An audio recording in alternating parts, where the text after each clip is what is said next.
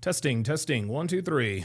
Testing, testing, 1, 2, 3. Let me know if you guys can hear me loudly and clearly in the chat. Just want to make sure all systems are go here.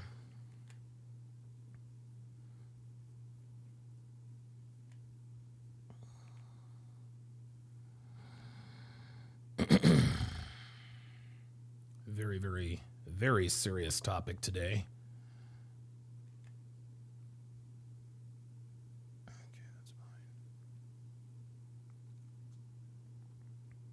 Okay, very good. Excellent, excellent, excellent, excellent, excellent. Glad to hear it. What's up, guys? It's your man, Donovan Sharp, and welcome to the 31st edition of the Hard R podcast. Really and truly, this is kind of a this could be sort of a watershed moment for a lot of people, especially those in who are in this community, you know, who talk about the things that we talk about. And you guys know that the way I normally go about doing the Hard R podcast is, you know, we talk about nigga shit, right? You know, we've got our Hard R police video bingo card. You know, we have a lot of fun with it. You know, it's mostly, you know, it's kind of serious-ish, but for the most part, you know, we try to have fun. We try to you know, lighten the mood. And by the way, Hotep Jesus is going to be joining us here at the top of the hour to discuss today's topic. I sent an invite to Myron Gaines because I know that he has some very strong opinions on this. I haven't heard from him. I haven't heard back from him, but I know that he's really busy. I know he's getting ready to do the whole Penn State debate thing. So whether or not he comes, I'm not really sure. But I know that Hotep Jesus is going to be joining us. Also, I guess if anybody else wants to come up, I think that this is a topic. I think this is a topic that I think a lot of people should really chime in. Let me put this in here. Join the discussion. So there's the link. There's the link to join. But I don't want to bring anybody up quite yet because I want to make sure that I get out what I need to get out. You guys know how that goes. So obviously we are all here to talk about the absolute travesty that occurred at a high school track meet yesterday in Frisco, Texas. And so rather than me, you know, sort of summarizing things, what we'll do is we'll take a look at a couple of videos that sort of summarizes things here. I guess as succinctly as humanly possible. Then I will most definitely give my take on all of this. And I think my take is going to encapsulate a lot of different things. I think this is going to be sort of a culmination of a lot of things that have really been in motion for quite a while, and this has just been. It's like you can't believe what you hear or see sometimes. So let's go ahead and jump in here and listen to this. Here we go.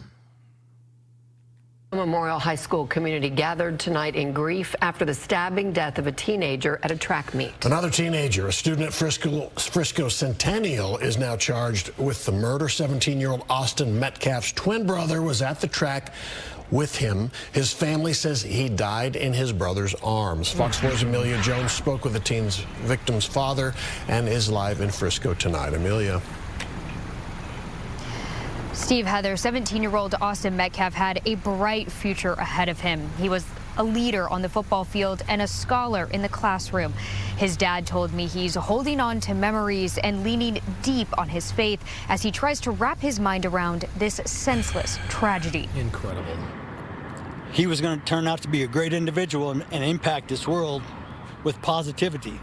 17-year-old Austin Metcalf was voted MVP of the Frisco Memorial High School varsity football team. The linebacker held a near-perfect GPA and was in the National Honor Society. He was on the right track. He was doing everything right. I was so proud. Jeff Metcalf never imagined that his son's future would be cut short. I'm still in shock. Wednesday morning, Austin Metcalf was at a District 11 5A track meet at Kirkendall Stadium. Around 10 a.m., Frisco police say 17-year-old Carmelo Anthony stabbed Metcalf in the chest after some sort of fight. Jeff Metcalf says it was Austin's twin brother, Hunter Metcalf, who tried to save him.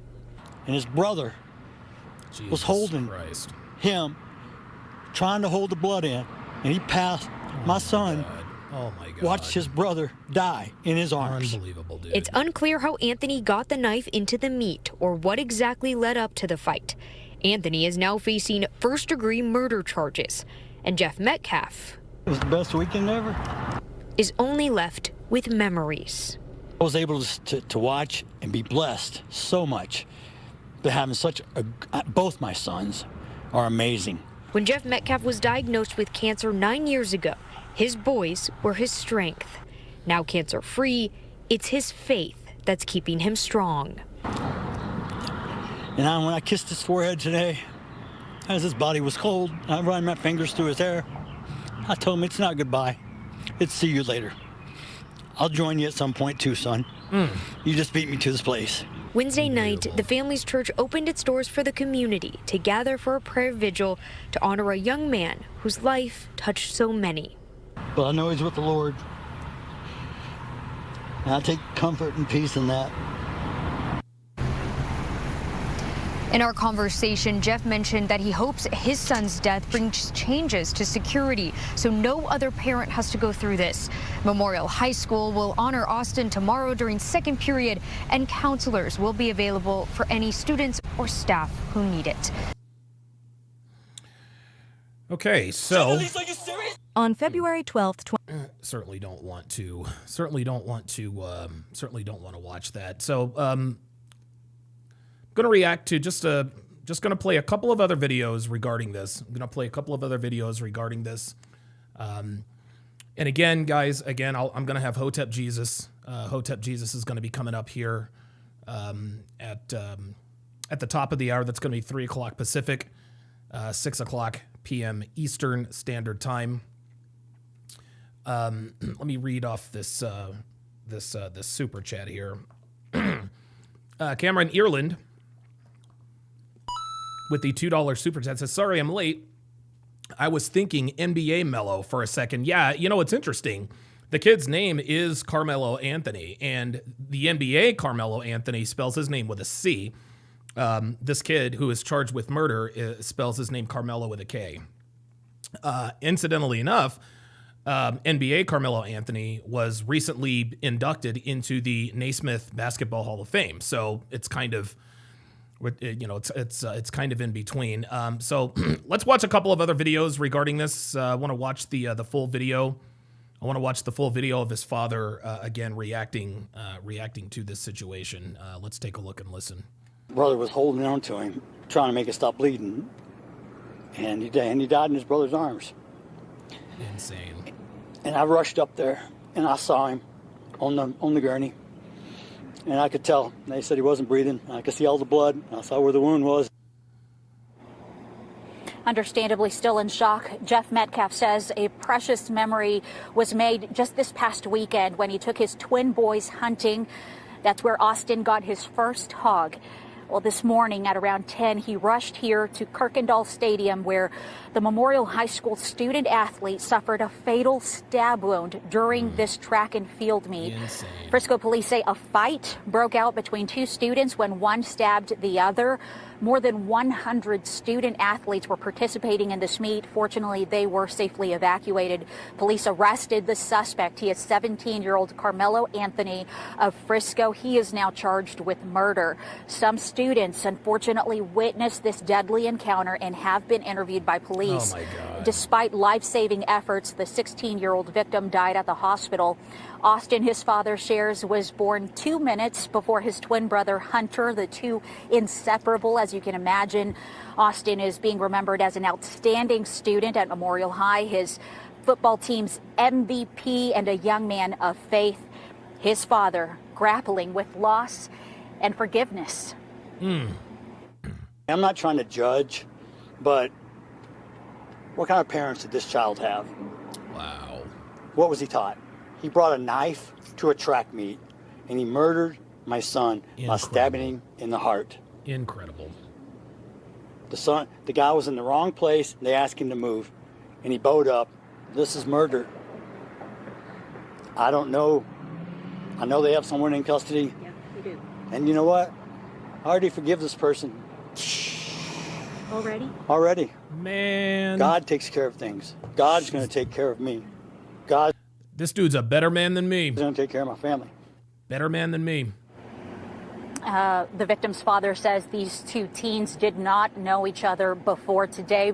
We do need to stress that police have not said what they believe led up to this deadly encounter. There is a prayer vigil tonight at 7 p.m.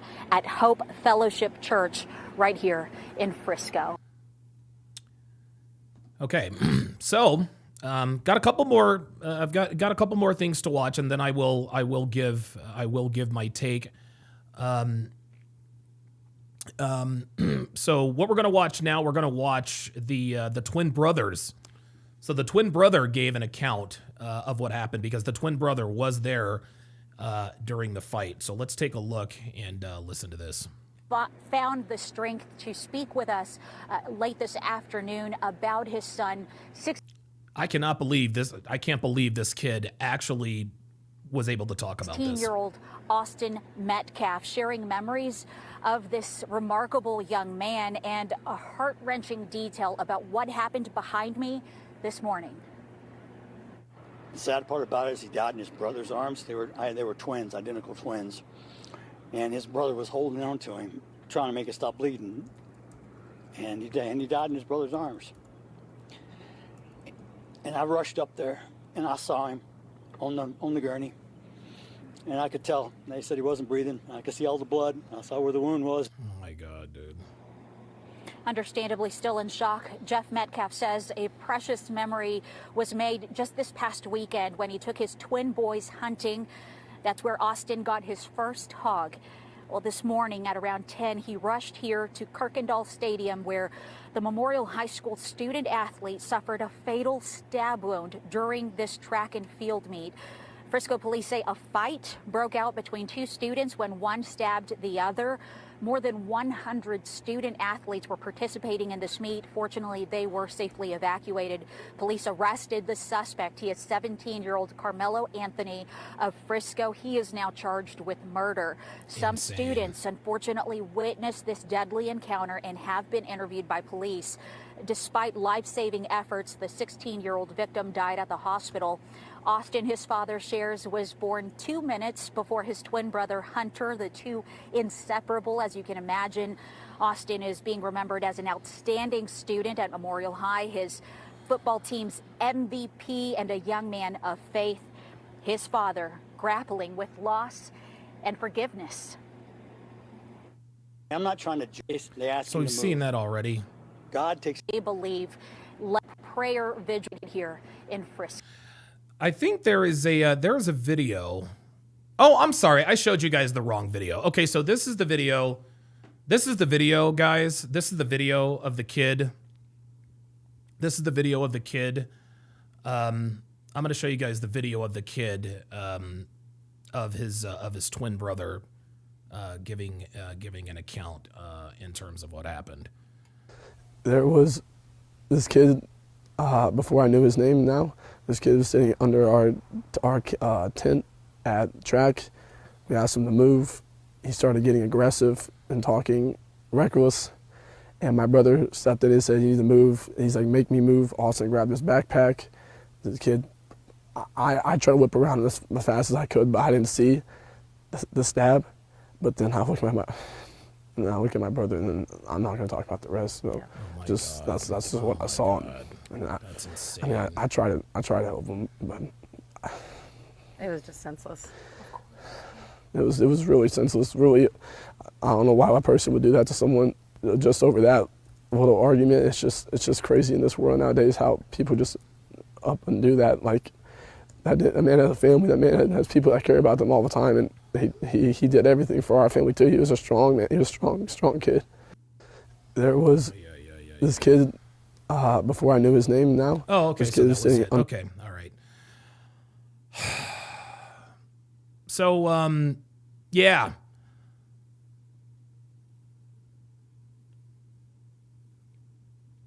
So basically what happened, there was, I'll get into this a little bit later. Mason, with the $5 super chat, says straight ninja activity. Bet you his mama said he didn't do nothing. You know, it's interesting. A lot of you guys are,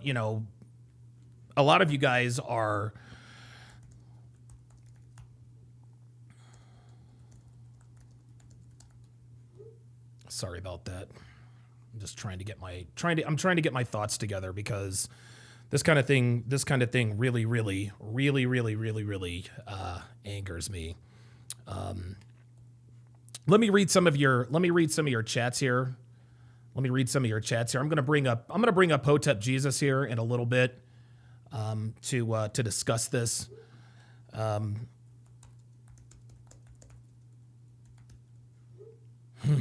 Boy, this is really tough. This is really tough to swallow, guys.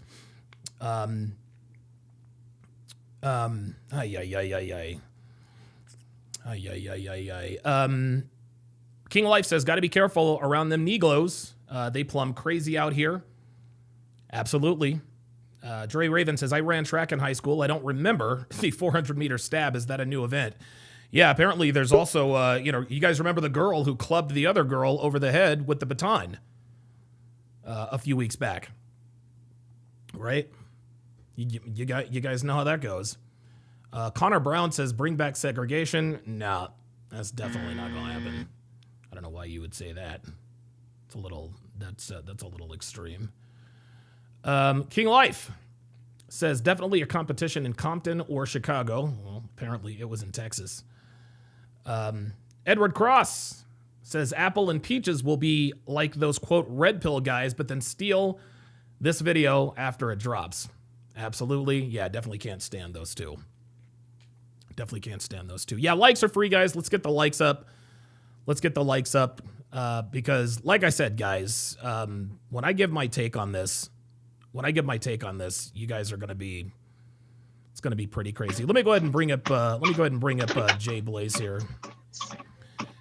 Jay Blaze, what's going on, brother? Can you hear me? Oh, wait a minute. Hey. Can you hear me? Hello? Yeah, wait a minute. Let me make sure I'm not muted on my end. No, I can hear you, Jay Blaze. Can you hear me? Hello? Jump out and jump back in. I can hear him, but he can't hear me. Hang on a second. Let me go to the settings. Sorry, guys. I know this is test. Yeah, he definitely can. He can definitely. Yeah, something's going on. Something's going on Jay Blaze's end. Yeah, something's going on Jay Blaze's end. I don't know what's happening here. Let me shoot him a text and tell him jump out and then jump back in. I do apologize, guys. Give me 2 seconds. Yeah. Out, then jump back in. Okay, very good. Let me kick him and then see if I can. Okay, now. Okay, can you hear me? Hello? Hello, can you hear me? I don't know why. I think there's a problem. I think there's a problem on Jay Blaze's end. I'll get back to him. In a little bit. For whatever reason, Jay Blaze can't hear me.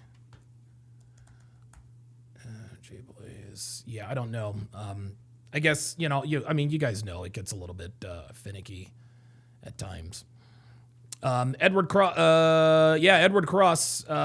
says Aubin Peach are those types of dudes who claim they can knock somebody out with a jab and do 100 push-ups straight.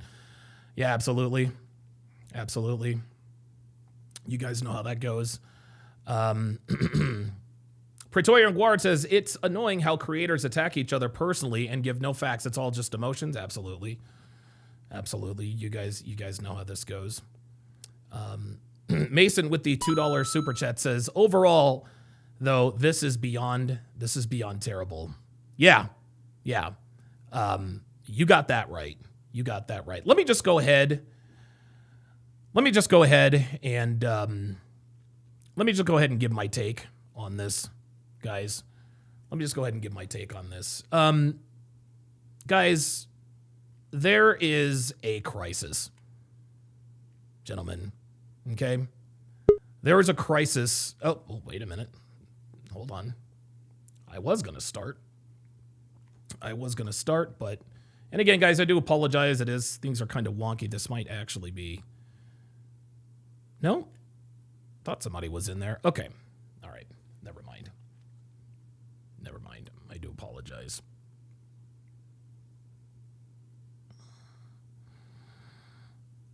The Frisco Memorial High School. There we go. Okay.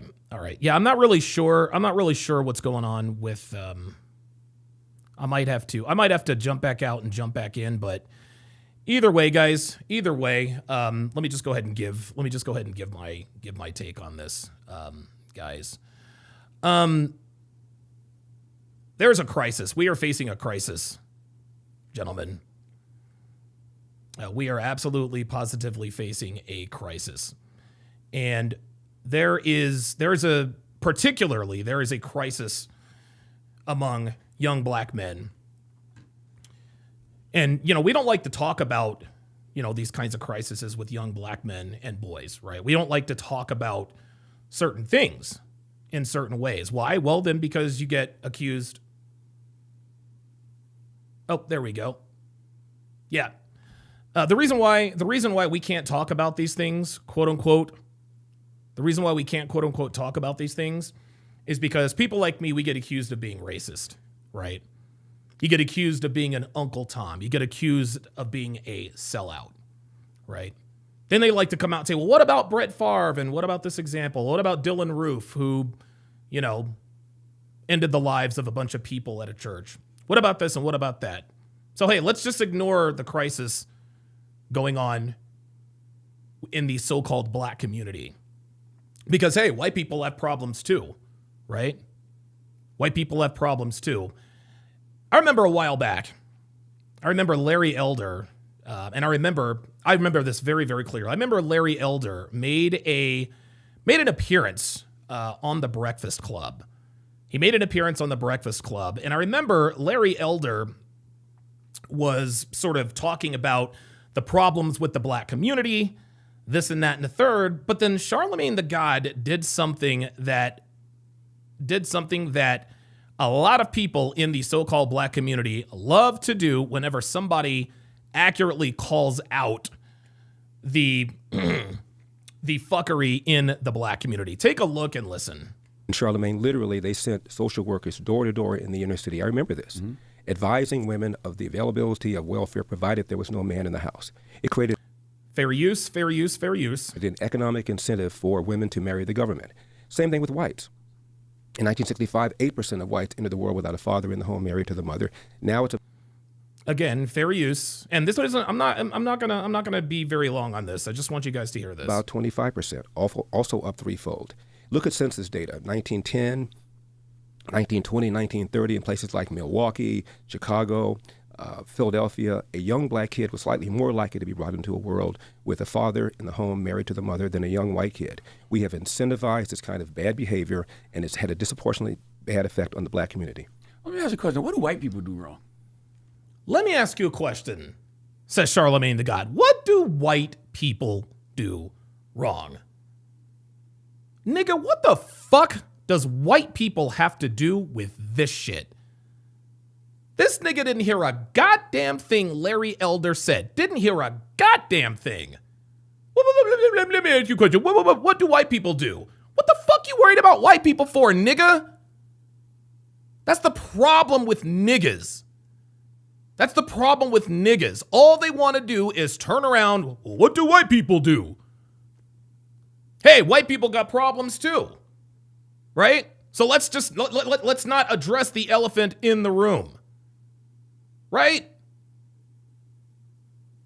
You have a problem that needs to be addressed. There are problems that need to be addressed, okay? But as black people, we have a problem that needs to be addressed. And that problem is nigga culture. That problem is the so-called black culture. It's unbelievable. You guys know, we all know about the beef between Kendrick Lamar and Drake, right? They've been beefing back and forth. They've been, dropping, dissing each other, trying to have the best diss track in history and all that shit. Guys, the so-called black culture, all it really is about is disrespect. And this culture that has been imposed on us through hip hop, guys. Nobody can disrespect me. Nobody can talk shit about me. And if somebody disrespects me, I gotta react. I gotta get in their face. I gotta disrespect them. I gotta disrespect them back. And if necessary, I will get violent. And you want to know something, guys? I am self-aware enough to understand that I used to fall in that same category. I used to fall into that same category. You guys know my criminal record. I have an extensive criminal record. Thank God most of it has been expunged. But guys, I used to fly off the handle all the time. I assaulted 2 men over a fucking pizza. Why? Because I didn't want to be disrespected. Why? Because I had no emotional control. Dude, even to this day, I still struggle with it. Now, it's been a while since I've been arrested, obviously, right? But I still struggle with it. And listen, it's nobody's fault but my own. Listen, I am not going to sit here and I am not going to sit here and make excuses as to why my life and criminal history is the way it is. Do not care. I don't care. The decisions I made were mine and mine alone. However, it would be disingenuous of me to not at the very least acknowledge the fact that being raised by a weak / present / absentee father who didn't teach me the importance of stoicism and emotional control didn't factor into my decision making at some point in time. Just like Cooley said on his podcast the other day, he grew up without a father. He had to learn how to be a man all by himself. And you want to know something? Most men, most black men like myself who grew up with a weak or absentee father, we don't get to this point.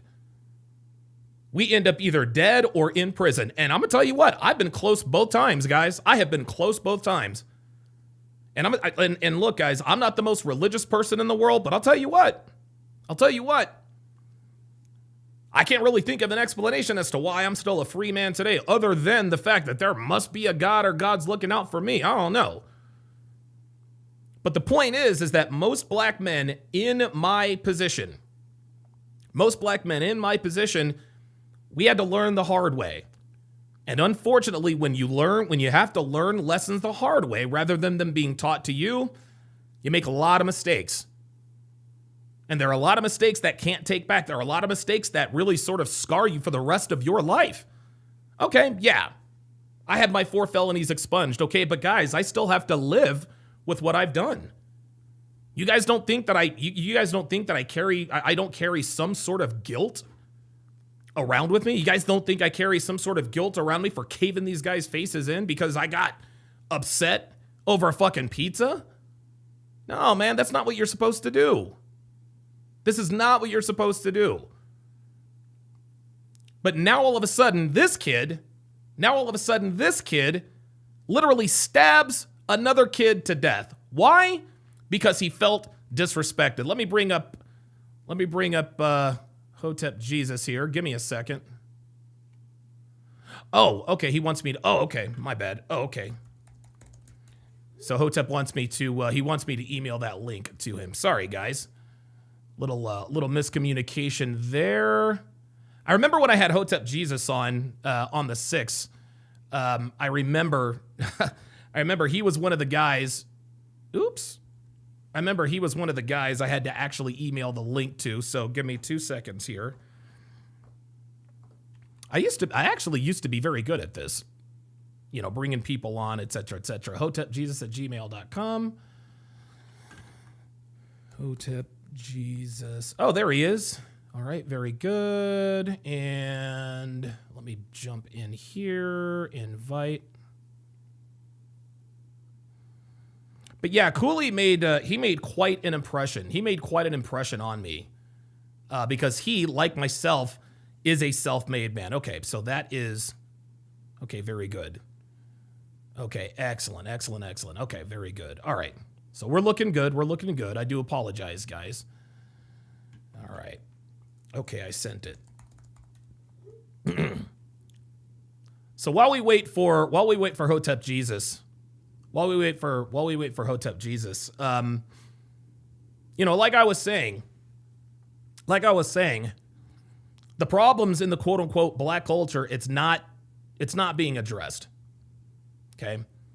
And this black culture is just another word for what has been defined in the mainstream and in legacy media and in the music industry, you know, the Hollywood industry, you know, everything in the culture, black culture is nigga culture. And I will not allow anyone to disrespect me. And I get to determine what is or isn't disrespect. Not the person you are engaged with. No, they may or may not think that they disrespected you. But if you think you're being disrespected, you must now disrespect them in an aggressive manner. And if necessary, turn violent. This so-called black culture, guys, this is borderline demonic. There's Hotep Jesus. I think Hotep's in the chat. Yeah, Hotep Jesus. I sent you the link. I sent you the link to hotepjesus@gmail.com. So whenever you want to come up, and also Hotep, the link is in the chat. But guys, this culture, to me, it's a culture of death, man. It's a culture of death. That's really what it is.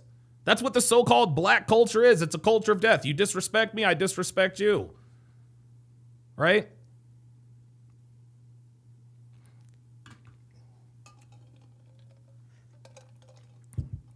Just waiting for Hotep Jesus to come up here. You guys remember I recently discussed that Netflix recently did the 4-part miniseries called Adolescence. You guys remember Adolescence, right? Right, where they're trying to explain, you know, some 13-year-old white kid who unalived, you know, a young woman, and they're pointing and they're pointing to him like, look, it's because of the culture, it's because of the manosphere. It's because of the red pill. It's Andrew Tate's fault. Andrew Tate is radicalizing young white boys and making them violent towards young women and just making them angry and blah, blah, blah, blah, blah. We must stop it, blah, blah, blah, blah, blah. Now, there could be a shred of truth in there, in that there are a very minute amount of people who take the red pill message and then they take it to the extreme, right? The same could be the same could said really about all religions. I mean, listen, they're extreme Christians. Listen, more people in this world, in my opinion, have died. More people have died in the name of religion, I think, than really for any other cause, right? You know what I mean? But guys, the problem is that young black men, dude, young black men. I mean, dude, we're at a crisis, man. We're at a crisis. Okay? Young black men, they're emotional, they're out of control, and they think that they're being justified in being disrespectful, rude, and occasionally violent when they feel like they've been disrespected. Just like this kid. Out in Frisco, Texas. Oh, there we are. All right. We got Hotep Jesus coming up. All right, Hotep, can you hear me? Yeah, I can hear you. Can you hear me? Oh, perfect. Yeah, I got you covered. Very good. I had somebody else on earlier, but for whatever reason, they couldn't hear me. All right, Hotep. So listen, man, give me your thoughts on this, man, because I know that you and we've been friends for a while, and I know that we don't necessarily agree on everything, but you were the first person. You're the first person that I thought to really get a hold of because, like I said, I know that the two of us, we don't necessarily, agree on everything, but, I'm not opposed to, bringing on people who have, disagreements with me. So what is your take on this whole situation? Wait, why would I come to mind on this situation? What made you say, oh, I want to talk to Hotep Jesus about this? Why this? Well, because you're probably one of the smartest and most objective people that I know when it comes to this kind of stuff. And I know that I can, and I know me personally, I know that I can be a little bit biased, you know what I'm saying? And, I don't want to get it right. Or I'm sorry, I don't want to be right, Hotep. I want to get it right. So if there are any holes or anything in my philosophy, my mindset, whatever the case may be, I think I've known you long enough and I respect you enough to understand that any disagreements that we may have, whatever the case may be, it's going to come from a place of, you're not going to argue in bad faith, in other words, and I've watched you for years. So what's your take on this whole thing, man? We got to go over the facts. What facts do you got? What transpired? Okay. In order to be objective and be, get it right, as you say, we got to know the facts. So what happened? I'm sorry. What happened? Apparently, according to reports, according to what happened, there was a track meet. And as far as I know, they were supposed to be under some tent or whatever. I guess that was going to give them some sort of statistical advantage, whatever the case may be.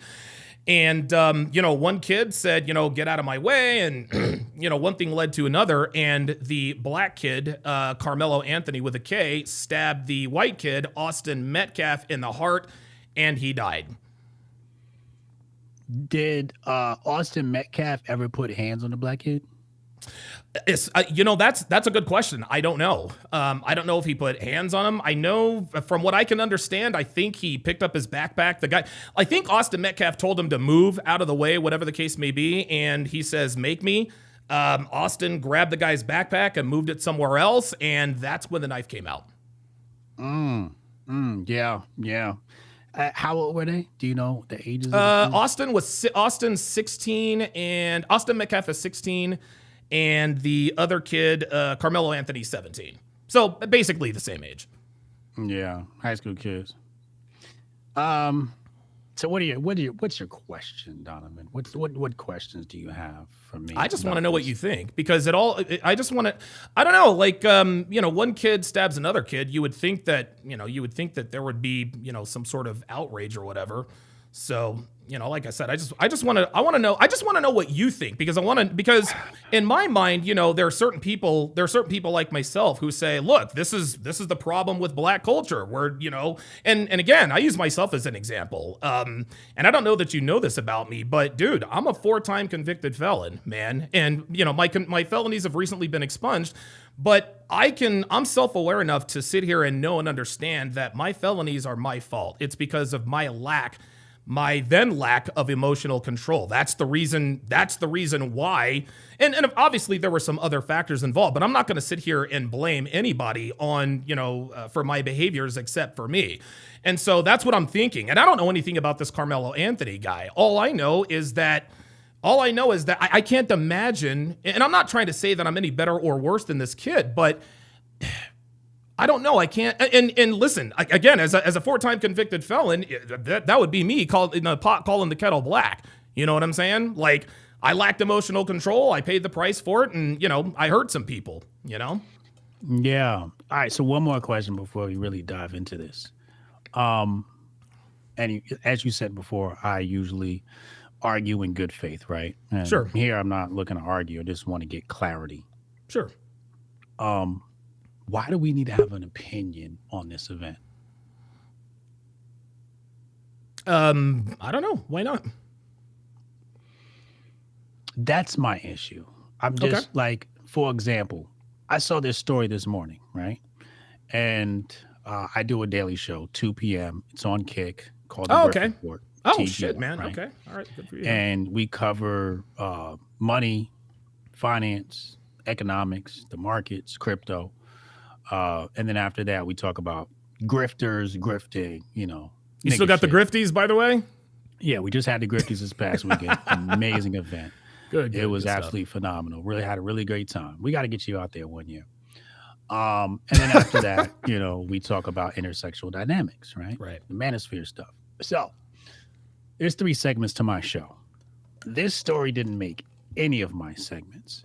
In fact, I woke up this morning, did what I had to do, checked the timeline when I was putting the show together, and I saw this story and I just scrolled past it. I didn't think it needed my opinion, right? That's why I asked you. Okay. That's why, I was like, oh, that's why you asked me, hey, why did you reach out to me? Yeah, That makes sense. Okay. that's why I'm asking you, because when I saw this story, it was like something, a tragic event happened between 2 high school kids, and I saw the black spin, right? Like the whole, hey, look, black guy killed white kid. And I was like, oh, Sure. okay, some more woke right shit. So I just scroll past it because I don't feed energy and attention to that. So that's why I was asking you, why did you think this story needed an opinion, and more particularly my opinion?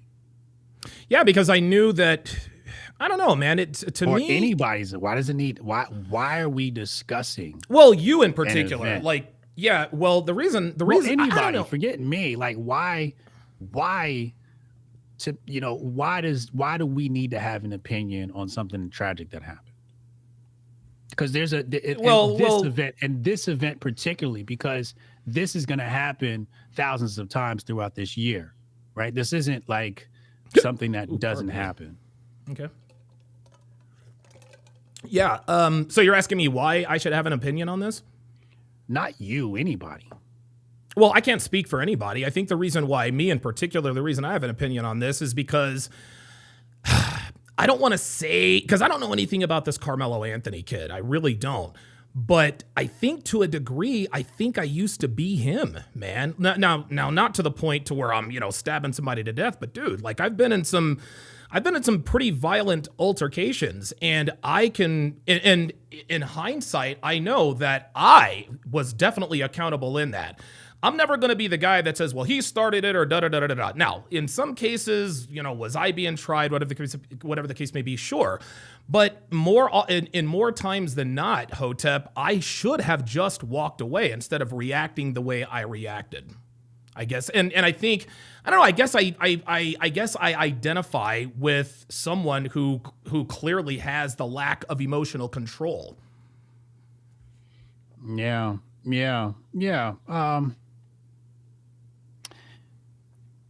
You know why I think everybody's talking about it? Why? Because a black kid did something to a white kid. Okay. It's just a racial spin, right? That's Sure. like that's because what if it was a black dude who did something to a black dude, we probably wouldn't be talking about this, right? And if it was a white kid that did it to a white kid, we wouldn't be talking about it. Right. Well, I'll tell you this too. The correct answer to my question is, why should we have an opinion about this? Because there's racial animosity, there's racial animus, there's a racial issue in America, okay? And a bunch of white people got in their feelings because a black kid stabbed a white kid. So now it's black men are violent, 13 and 50 or 13 and 60, whatever it is. And, white people are under attack. That's what I saw on my timeline this morning. Oh, wow. Okay. Right. Right. That's what a bunch of people said, right? So it's just like, so we're talking about this not because we care about violence in schools. We're not talking about this because we care you don't about think? the family. Oh, okay. We're talking about this because a black kid killed a white kid. It's about race. And this thing is what I call the great black griftening. Okay. And basically, okay. It's called the great black griftening. Griftening. And basically in the grifter sphere, you have certain things that you can grift off of. Okay. Sure. And those things are going to get you a lot of clicks and a lot of hits. Well, the great black griftening is the greatest thing to grift off of. And that is an event where white and black people clash. Okay. Gotcha. Okay. And where white and black people clash, you get the most views. So usually people flock to those stories to go and grift off of the story, right? Gotcha. So in this case, what we're dealing with is the great black griftening, and it has so much power. Anytime you can put black and white people at odds with each other, you get clicks, it moves the needle. You get conversation, it moves the needle. Moves the needle. Right? Yeah, that makes sense. Yeah. So when I see stories like this, my issue is it's not as simple as having a conversation about it. Okay. What we're talking about is massively changing the trajectory of history. Okay. All right. This is the white Trayvon Martin. This is the white George Floyd moment. Okay. Wow. Whoa. You really think so?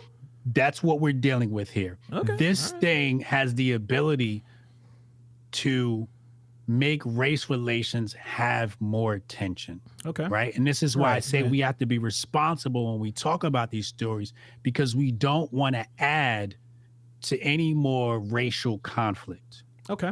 All right. Right. We don't want to feed into, because that's what they want us to do. They want us to say black boy bad, white boy innocent. And we don't have the facts. None of us were there. We don't have video footage. Right. I had a caller. It's just hearsay, right? It's just hearsay, right? Yeah. But I had a caller call in and say, the twin brother was in on it. And I'm just like, whoa, like, it can get really crazy, right?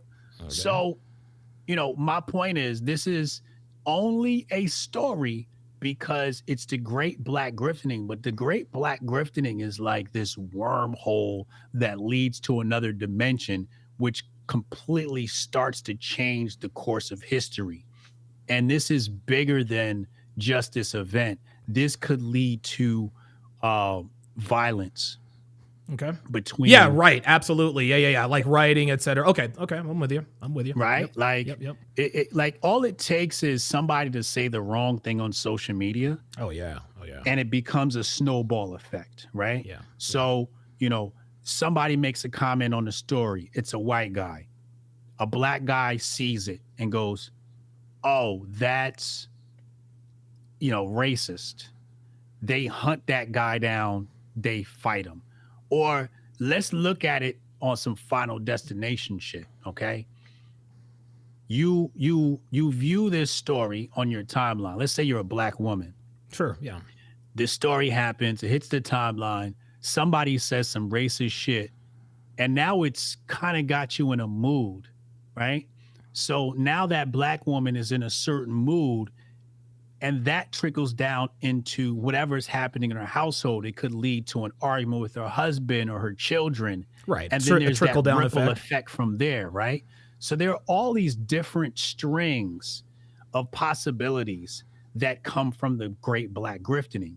And that's why, when I woke up this morning, it was time to put together my show. And I always see these things. I try not to create another string of possibilities. I try to create a string of possibilities that lead to positive things in people's lives, right? And I try to be very responsible with my rhetoric and how I speak. So when I saw this story, I didn't want to hop in and just say, he's bad. Gotcha. This, that, and the third. Okay. All right. I'm with you on that. Okay. Yeah. So, we gotta be careful with how we talk about this stuff, because one false move could just, incite so much. Not even a move. It could really be one false word, 'Cause really.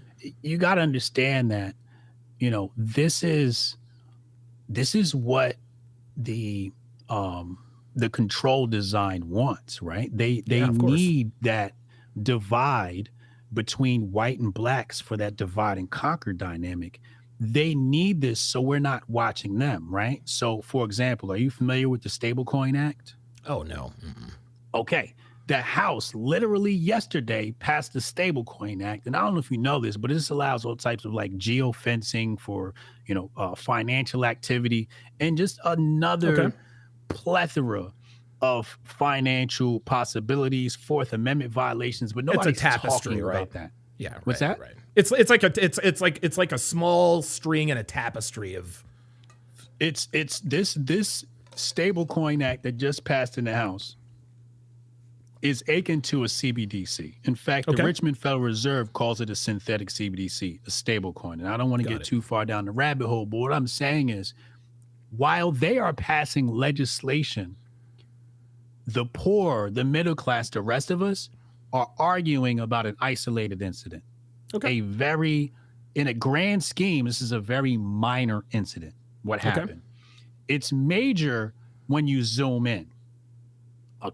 A kid was murdered. That's major.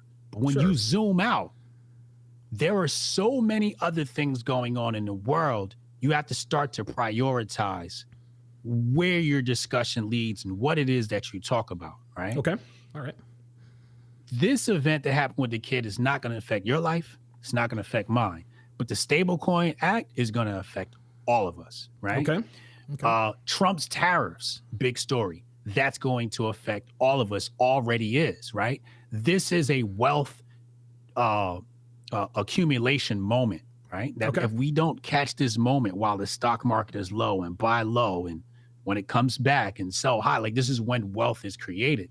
So instead of talking about these things, we got to talk about this great black rifting moment, right?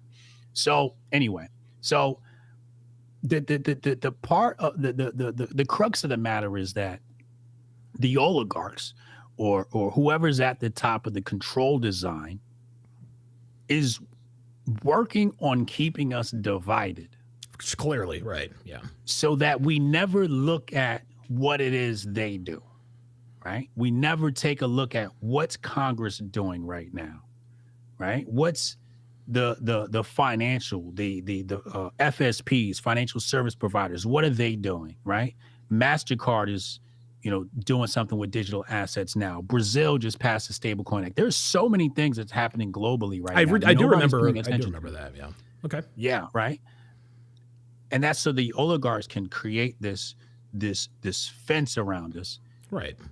But if we united, right? If we stop saying a black kid killed a white kid and just said a teenager killed a teenager, that destroys the story. Right. The story is no longer a matter that needs to be discussed for some reason. It's almost like they're financially incentivized to sow the seeds of division, in other words. Is that what you're saying? That's part of it. That's definitely a part of it. Okay. Yeah. I mean, think about it. George Soros is waiting for a moment like this. Oh yeah. Right? So you're thinking about right now, right? I'm thinking about when the case goes before a judge and details come out and say the white kid put his hands on the black kid first and the black kid is claiming self-defense, but the black kid loses the case. What happens now? George Soros sends his protest goons out, right? And now we are back rejuvenating the Democratic Party, which we don't want to see anymore. So we're actually breathing life back into the Democratic Party. We're breathing life back into the liberals at a moment when we've won our country back and we now have an opportunity to change the course of history for something positive. We are regressing as a nation and going back into the Black Lives Matter plan. When we could all say, listen, we're going to throw some bread at this family. A teenager killed another teenager, and we're going to move on. But that's not what we're doing. We're complaining about black versus white. And the Democrats are going to use this. If this kid goes down, the Democrats are going to use this and campaign on this and say the kid was innocent. Whether, and I'm not here to be the judge on whether he's, guilty or innocent. I wasn't there, right? That's up to the judge. It's up to the courts. It's up to the jury. But at the end of the day, this is bigger than what's happening right now. This can spiral and snowball and become so many things that will be used politically. And as I've said before, and I'll say it again here on your show, the Democrat recovery program is built into the right wing. The Democrat recovery program is built into the right wing because they're waiting for stories like this, for people to come out and say racist things so they can come back around next election and say, remember that story of that kid, Carmelo Anthony and Metcalf? Yeah. Remember those things the right wing said? You don't want the racists in office, do you? At a moment when we're pulling black voters away from the Democratic plantation at the highest rate ever.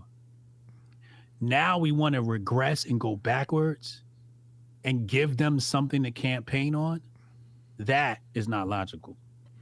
So let me ask you this, because I got a couple other people that have got, well, that may or may not join. You're actually like I said, you're the first person I thought of, and that's one thing I respect about you, man. No matter what I talk about, you're always like, yeah, let's do it.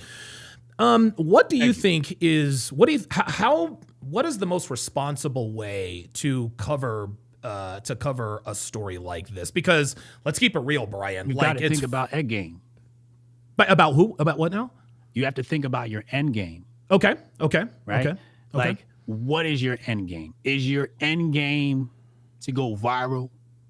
Is it to excite your crowd? Or is your end game designed to bring about peace?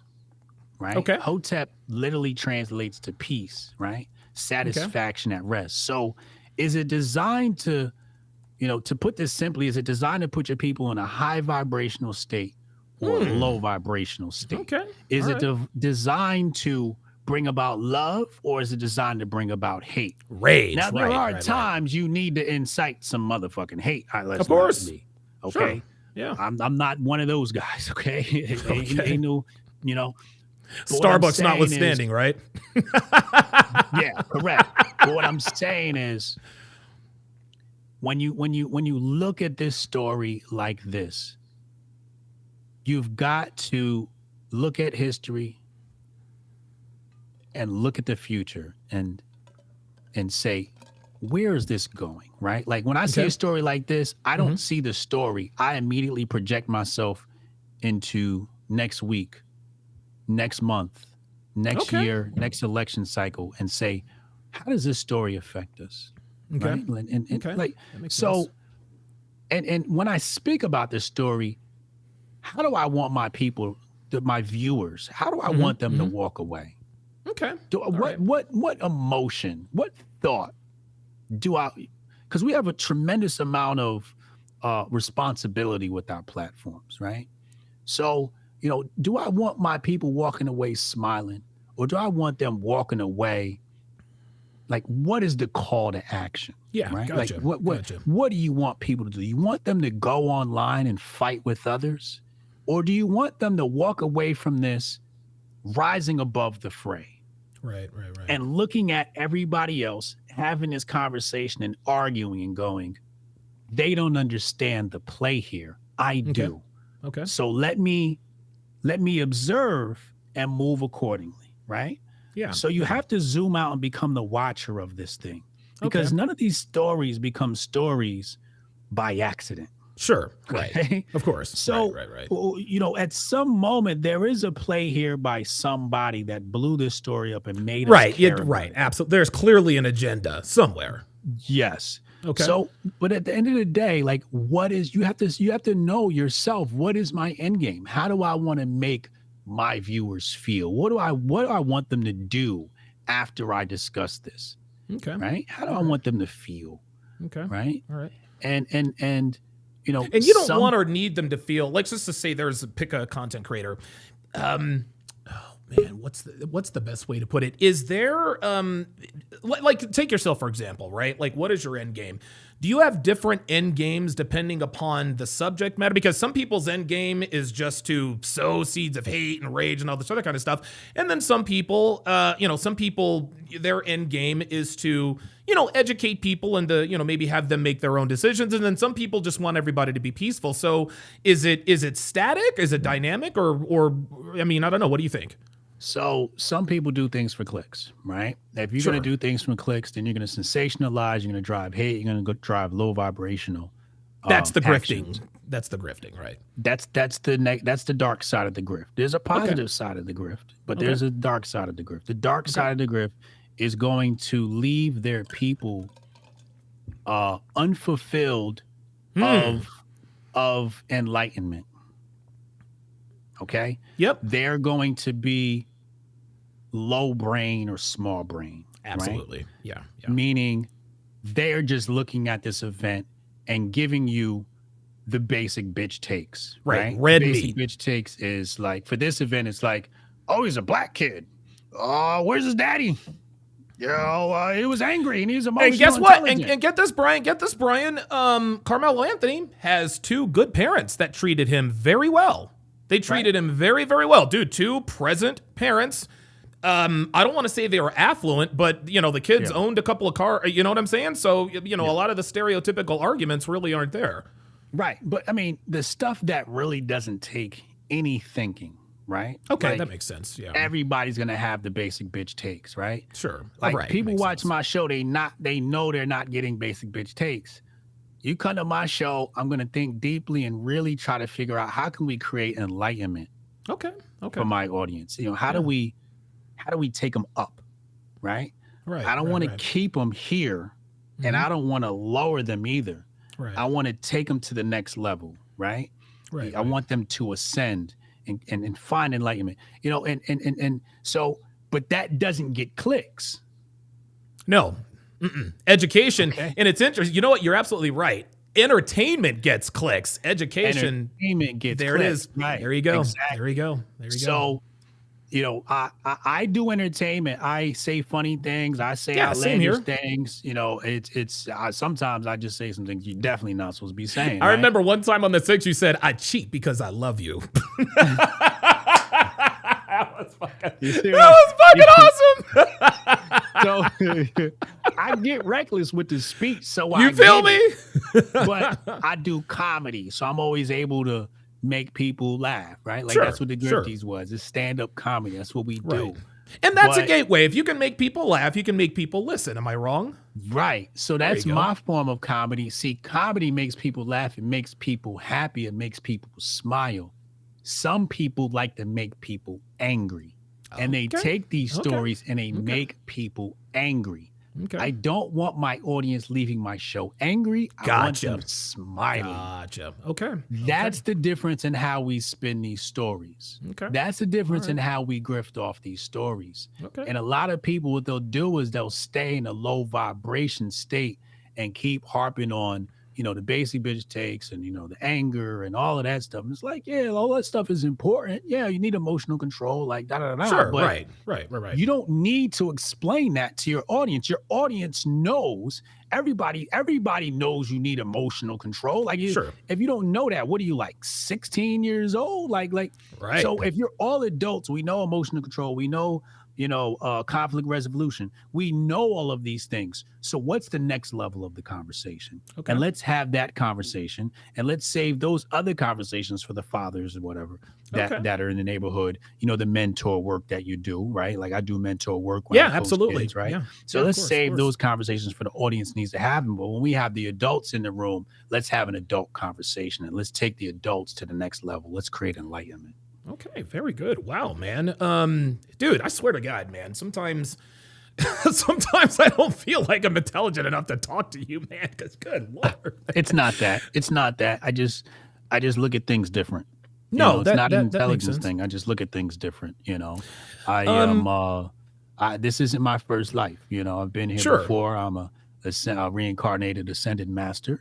So I've seen this world a few times in my life. I'm not exactly human. I'm more godlike than anything. Okay. But yeah, so I'm just a little bit different. Okay. Let me ask you one. I know I said I had one more question, but I have one more question. I promise, and I'll get you out of here on this. Should I have, so in the future, because this is not the last time something like this is going to happen. In the future, should we, should I have waited to make, because this happened like less than 24 hours ago, something like that. Should I have waited maybe to gather all the facts, or like, what would you have done? Should you wait to get the facts? Well, yes, of course you should. But I mean, how long should you wait? Because you know about the news. It's not, and you know what's interesting, man? It's not really about getting it right now. It's really about getting there first, right? Okay. So do you see the issue? There we go. Yeah, right. That makes sense. Yeah. Denzel talked about this. It's no longer about being right. Mm-hmm. It's about being first. I remember that. Yep. Right. I remember that. Clip. Yep. So the media has a responsibility. Your media, our media. We have a responsibility. Yeah. We can either say, yo, I want to be first, or I want to get it right. Okay. Hotep Jesus wants to get it right. Okay. I don't care about being first. I don't care about clicks. I don't care about views. I get access to some of the most exclusive spaces on this planet, and I'm regulars on them. Joe Rogan. Yeah, Fox News. Yeah. Fox News. Yeah. Right? Tim Cass. I get invited all over the place. And people are like, yo, how the fuck you get invited to these places? And you don't have a large amount of views. And I said, the difference is you have a large amount of views, but you're speaking to small people. I have a small amount of views, but I speak to big people. Okay. All right. You see the difference? Yeah. That makes perfect sense. Your audience is never going to be as big as the rage merchants of the world. Correct. The rage merchants of the world talk to small people. The people that watch my shows make decisions. These are CEOs, CFOs. Sure. I have my following has some of the most important people you will ever meet on the planet. I remember you, dude, you rub elbows with people who are worth 6, 7, and 8 figures, startups, entrepreneurs, things of that nature. Exactly. There is not, I don't know, the people you roll with, there's just not that many. My Facebook ad account got suspended. I sent one DM, it was unsuspended in less than an hour. You can't even get somebody at Facebook. I say, yo, my Facebook situation is fucked up. Can you get this unsuspended for me? Yeah, hold on a second. And this individual is in a group chat with a bunch of people that are just powerful. It's just a group chat of powerful people. He made one phone call and my shit came back. So these are the decisions we can make. We can talk to small people and have small conversations, or we could talk to big people and have big conversations. I talk to big people about big people situations and big people concepts. It's big brain content you get from me. And that's why I draw the people I draw. I don't get the viewers of people's shows. Their producers watch my show. When I go on a show, the producers that produce these shows that are way larger than mine, the producers go, you're my favorite content creator. I love your shit. I watch your shit all the time. Producers, I make content for the tastemakers. I don't make content for your average mind. I don't want the average mind, because the average mind is derelict. It's feeble. It's fickle. It's inconsistent. It's undisciplined. It's impatient. Right? Yeah. It wants to be fed negativity. Yeah. You see what I'm saying? Yeah. I don't want those people. I want mature people that come to have fun, and we can just be adults, right? Okay. Yeah. I want to be a childish adult, right? We're going to have a lot of fun. We're going to bring out the child in ourselves. But at the end of the day, we're all fucking adults, okay? That's right. So I watch people come and they do the rage bait thing. And what happens is they become content on my show. And I go, look at the kids playing. And then the big kids laugh at the little kids. And then we have a big brain conversation about the effects of their behavior. Gotcha. And how that's going to change the landscape of America. Who's calling the shots? Where is it coming from? Why is this bot traffic? How does the bot traffic work? What type of software do they use? What's going to change in the future because of this? These are the conversations we have on my channel. He is Brian Sharp, a.k.a. Brian Sharp. By the way, no relation to Donovan Sharp. He is Brian Sharp, a.k.a. Hotep Jesus. Listen, man, tell the people where they can find you, man. You mentioned that you have a show on Kick. Give us the rundown where you are. I'm on Kick daily. Yeah, kick.com daily, kick.com/The Grift Report. We talk about all these grifters we were just talking about. Kick.com/The Grift Report. I'm there Monday through Friday, 2 p.m. Eastern. You can access that right through my website at hotepjesus.com. Excellent. Hotep, man, thank you for making time for us, and thank you for making an appearance on such short notice, man. I appreciate it. Yeah, I'm sorry to destroy your viewers here. I know they wanted me to say something small brain, but I apologize, bro. No, that's my job. That's all right, later, my bro. Job. All right, man, take it easy. So listen, man, Hotep Jesus obviously he's one of the. You know what? It's interesting. I've always looked at Hotep, and don't worry, guys. I'm gonna give my take on this. Hotep Jesus, for my money, he's probably intellectually one of the smartest people I know. Like his intelligence is up there with Kevin Samuels, a guy that I used to know by the name of Kerry Smith, et cetera, et cetera. And this is why when I invited him to the CME, I wanted him to focus on intellect, like intellectual, right? And so this is the reason why I brought him in here. Be that as it may, guys. I was not going to make this I wasn't going to make this a black and white thing. I was actually going to make this a black culture thing. A black culture thing. And so, okay, let me, so what I'm going to do now is I'm going to answer a bunch. I'm going to read off the super chats. Then I'm going to give you guys my take. We have all sorts of people, in the chat. I don't know what Reggie Crockett said. Says, bruh, just reading the chat like crazy, like most, if not all of Donovan Sharp's audience are small-brained individuals. No, I think I have one of the, I think we really need to distinguish the difference between, small-brained and big-brained and all that other kind of stuff. My audience is not stupid, I know my audience isn't stupid. As a matter of fact, I think that my audience is probably one of the most educated in terms of interpersonal, sexual dynamics between men and women. And guys, look, I am not going to sit here and cap or front like I am on the same intellectual level as Brian Sharp, aka Hotep Jesus. Stephen A. Smith regularly says I'm brilliant because I know I'm not. So, listen, if you guys are, I know some of you guys came in here because Hotep came in here. The big brain thing, that's what he does. Hotep is smarter than I am.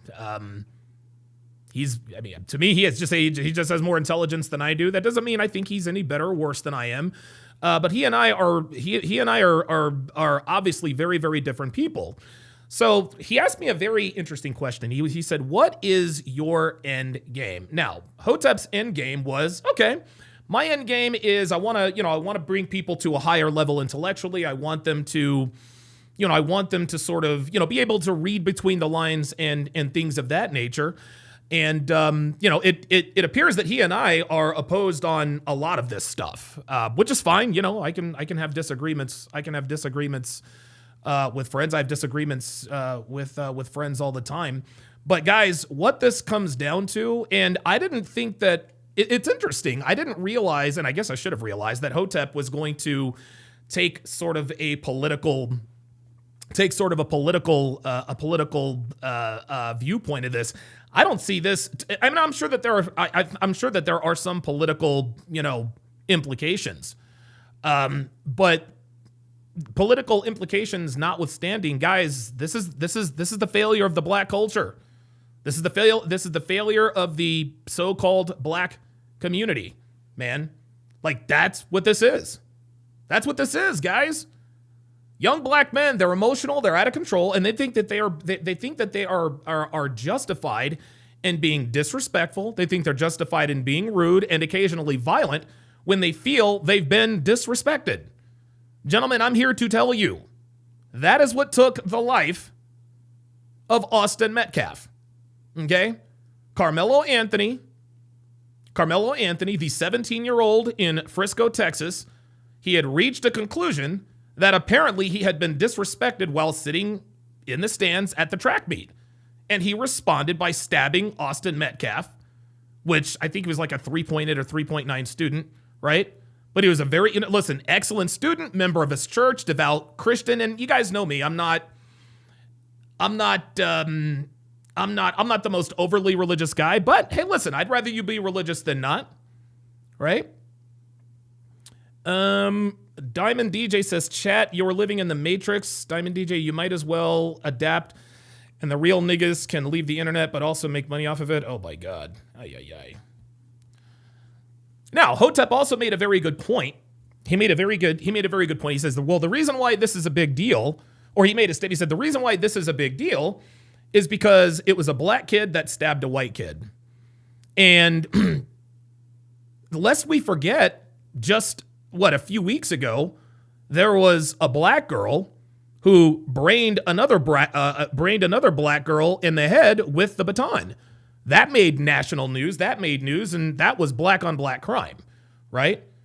Now, it would be disingenuous of me to sit here and say that, the fact that black kid kills white kid didn't, add fuel to the fire. But if this were a black kid stabbing another black kid, we'd still have the same issue. The so-called black community is degenerate. Speaking of degenerate, it is low vibrational programming. This is what the black community is. Okay? The life of someone who was a good student, athlete, member of the church, rising, dude, a Division I football prospect. What was he, like 6'1", 210, 220 pounds, right? His parents heavily invested in his life, right? His twin brother's his best friend, sitting right in front of him as Carmelo stabs him in the heart, and the brother holds his twin as Austin Metcalf dies in his arms. And it's interesting. People say, okay, this happens all the time, blah, blah, blah, blah, blah. That's a problem. The fact that this happens all the time is a problem. Diamond DJ says, facts, Donovan, this happens all the time. They only show what you want to see. Diamond DJ, I'm sorry. Now, we can talk about we don't know because we weren't there. Everybody that was there is giving the same account. Everyone's there that is giving the same account, okay? Carmelo Anthony was in a tent that he was not supposed to be in. They asked him to move, and I don't know the words that were said, but they asked him to move. He said, make me. What's his name? Austin grabbed his bag. Next thing you know, Carmelo Anthony stabs him in the heart, and he dies. The other guys die. Okay? We got a problem, gentlemen. We got a problem. Okay? This is not a one-off. This is not a one-off, because the same thing that happened to Austin Metcalf, this is happening to young black men all across the country. Okay? Black men all across the country, they're dying because of this quote-unquote culture. They're being shot, they're being stabbed, they're being beat up, they're being brutalized by other young black men who subscribe to this bullshit-ass culture. The hip-hop culture that defines everything in street terms, right? Everything in street terms. To me, it's nihilistic in terms of the, oh my God, you can't be disrespected, and if you do, turn violent. And this prison culture that's sort of celebrate that no one wants to speak out about it and I think it's because of idolatry. Black ministers won't touch it. They will not touch it, right? We all want to stay within the good graces of Snoop Dogg and Jay-Z and Kendrick Lamar, right? We don't want to criticize, how dare you criticize Jay-Z and, other figures that promote this culture, right? The black culture, gentlemen, is degenerate. It's been degenerate. It's been degenerate. And guys, listen, don't take me back 100 fucking years. Don't take me back 100 years. Talk to me about what happened today. Talk to me about what is happening now. Being fooled into believing that the white man, the white evangelical man is your enemy and is the source of all your problems. Right? I mean, again, listen. Black men, young black boys, they have been trained and programmed by the music and the movies and the TV, all the propaganda that says your problem is the white man. You should hate the white man. The white man, this is the most important thing is the white man. Anything that you see is disrespect. I remember this past weekend was the opening week, I think, of UFL. It's the Spring Football League. And the head coach of the DC Defenders, and I forgot what his name is, but apparently Skip Holtz, who is the head coach for the Birmingham Stallions, apparently they were in a hotel and he thought that the DC Defenders coach was a doorman or a bellman, right? And so after the game, they sort of meet in the middle of the field, and God, I wish I'd remembered his name. He didn't want to shake Skip Holtz's hand because he felt disrespected. And then Skip Holtz is like, well, wait a minute, I didn't say those things about you, right? The black culture is cooked. Just like Luke Perry said, or just like King ZOP says. The black community is a culture of death. It's a culture of death. And listen, we're all influenced. We are all influenced by it. Now, in terms of what happened, obviously, this is Texas, right? Texas, obviously, they take their high school sports. They take their high school sports, pretty seriously, right? So one school has a tent over the area they're sitting in. It's probably hot in Texas, even though it's April. It's probably hot in Texas, right? So they put the tent out so that the athletes and kids could sit in the shade and, stay hydrated. It's probably some sort of competitive advantage, right? Okay, it is what it is. Right? They're competing in an all-day track meet event. They want to keep their kids hydrated. They don't want the sun, eating them alive and this and that. And so they put up a little tent, And so the kids from this high school in Frisco, Texas, they see another kid not from their high school sitting underneath their tent. And it sounds like someone said, hey, man, like, this is our tent. You're not a part of the school, whatever. Right? According to the twin brother, Carmelo Anthony starts, talking shit. He starts talking reckless. And so another, 16, 17-year-old kid, and here's the thing, Carmelo Anthony is a former, high school football player, and I think it might be his senior season. I think his senior season was cut short by an injury, whatever the case may be. But, these are two high school athletes, right? Clearly, obviously. Right? And so Austin probably walked up to him and said, hey, man, we asked you to move. The guy's talking shit.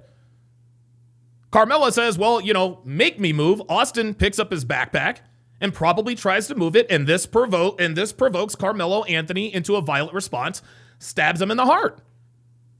Right? And you know what? It's interesting. Frisco, Texas, for those of you who aren't really aware of Frisco, Texas, did a little bit of research. It's a pretty affluent community.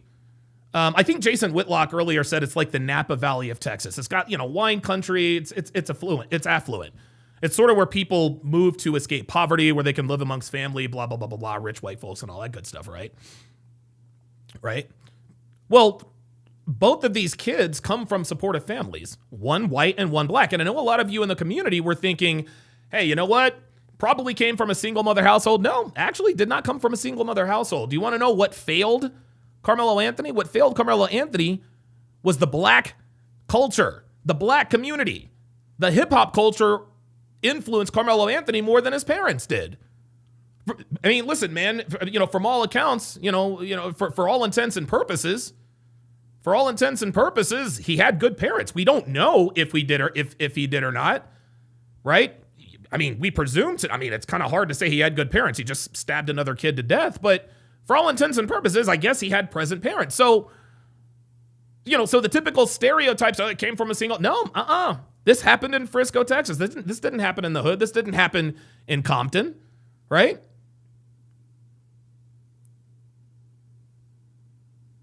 But not both of these kids came from good families. Only one of them was defined by black culture. Black culture. And only one of them has to adhere to black culture. And what we define in black culture is super aggressive, right? Irresponsible. We smoke weed, right? Radical materialism. We're all flashy. It's easy to provoke us into violence, right? We don't tolerate any so-called alleged disrespect. Guys, that's what black culture is. And so when you hear all these people say, well, we're here to do it for the culture, this is what they're talking about. Okay? This is what they're talking about. They've accepted the Hollywood and the music industry definition of hip hop, the definition of black culture. They've accepted that and they try to live up to it. And it's interesting. I would show this picture. But, it's YouTube. But I've seen pictures of Carmelo Anthony posted up with some, with machine guns or M16s or AK-47 or some kind of AR-15, giving people the finger. And I'm like, wait, what? Wait, huh? What is this kid doing with an AR-15? This kid lives in an affluent community, right? Carmelo Anthony's got some white friends out there. He's in the Frisco area. He's not somebody who's going to be, sitting around doing this kind of thing. No, the problem is that Carmelo Anthony has been programmed and radicalized in a way that he does not understand. And guys, adults, Gen X, we have allowed it. Gentlemen, we have allowed it. We have co-signed all of this debauchery. We've co-signed all of this buffoonery. All of this ridiculous, this degenerate culture in the form of music that we've celebrated and called our culture. And guys, listen, I'm as guilty of it, or I'm as guilty of this as anybody, right? I was proud of it. I embraced it. I mean, dude, who didn't remember the NWA, right? Niggas with attitude, right? But guys, this is insanity. This is a mass psychosis that is killing and ruining and destroying children of the black community. And it's spilling out and harming other kids. It's no longer just harming black kids. White kids are getting caught up in this shit too. Right? And so we can sit here and say, well, I wasn't there, so I don't know. Why would Hunter, Austin's twin brother, lie about what happened? Why would he lie? Why would he lie and give a false account of the story? No, I believe that listen, there was no video, whatever the case may be, it's all hearsay, but why would Hunter lie about this? Why would he lie about this? Right? Now, here's the thing. The defense will try to come to some sort of, argument to sort of justify what Carmelo Anthony did here. Okay? But honestly, unless I hear them say, well, listen, man, Austin pulled a knife, Austin pulled a gun, Austin, pulled some sort of weapon or pulled out or did something crazy. Guys, this is not justified. Okay? This isn't remotely defensible. Someone saying, hey, man, you're sitting in the wrong spot. This is our tent. And then you get up, you start talking shit and make me move. He grabs your backpack. Guys, that does not justify stabbing him in the heart. Doesn't justify stabbing him in the heart, man. It just doesn't. It just doesn't. Let's see here. Mr. Hill says, what are you going to do about it, Donovan? So are you telling me that you disagree with my take here, Mr. Hill? Yeah, we talk about niggas here. We talk about nigga shit. Carmelo Anthony acted like a nigga. That's what it is. Carmelo Anthony acted like a nigga. Realway says everybody got guns in Texas. Yeah, everybody's got guns in Texas, but not everybody posts up. Right? Rack 90 says that's why the BET and the CMA awards are totally different. Yeah. One's a degenerate culture. That's the problem. That's the problem. LDN says Hothead is part of the who's Hothead? Wait a minute.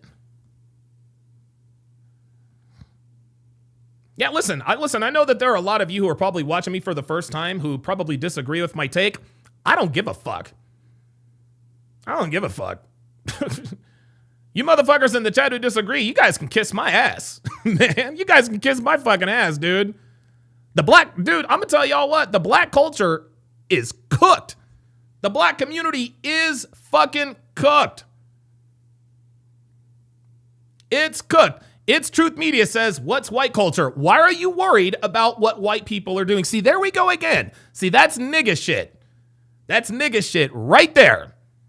That's nigga shit right there. Anytime you tell the truth about black people, black folks, and the nigga shit they do, what's the first thing they do? Well, what do white people do? The fuck's that got to do with anything? No, this is the black community is a cesspool. What the fuck's that got to do with what white people do, man? Well, what's white culture? I don't know. You tell me. I swear to God. I swear to God, man. Yeah, listen, y'all can come up and disagree all you want to. You guys can come up and disagree all you want to, and you guys can try to spin, weave this and that and the third. The bottom line is the black community is fucking cooked, bruh. The black community is fucking cooked. And you guys know it. You guys know it.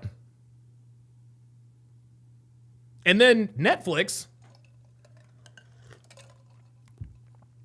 comes out with this mini series. Yeah, it's Andrew Tate's fault. The Manosphere did it. Are you kidding me? Seriously? Both of these young men, their adolescence has been taken from them. Austin Metcalf is dead, and Carmelo Anthony is probably going to serve a fairly long prison sentence. Both of these young men, if we're going to keep it Netflix, had both of these young men had their adolescence stolen by a culture. Stolen by a culture. And nobody really objects to a culture that's preached in the music, that's preached in movies, that's preached in television shows. But no, it's the white men who are the most evil, right? White men are the most evil people on the planet. And every black person should run around and look for examples of wickedness in the evangelical white men. And you must stamp it out. You must get in the face of white people and say, I will not tolerate your disrespect. And if they defend it in any type of way, they go ahead and get violent with it. This is a crisis, gentlemen. This is a crisis. And if it keeps going like this, you know what? It's interesting. I'll put it to you like this, too. Devin actually sent me an article. Devin sent me an article that said that black people now make up 14% of the population in the United States. I don't know. In a couple of years, that might actually go back down again. And you know what? It's interesting. People will think, well, you know what? I'm just harming white people. I'm just fucking with white people by being racist, right? I'm just giving white people a taste of their own medicine. No, you fucking idiots. You're radicalizing your own kids. You're radicalizing your own children. You're instilling in them an emotion that is easily triggered and easily spins out of control. And now, Austin Metcalf's family and Carmelo Anthony's family, they have to deal with the fact that this culture took both of their lives. This culture took both of their lives, guys.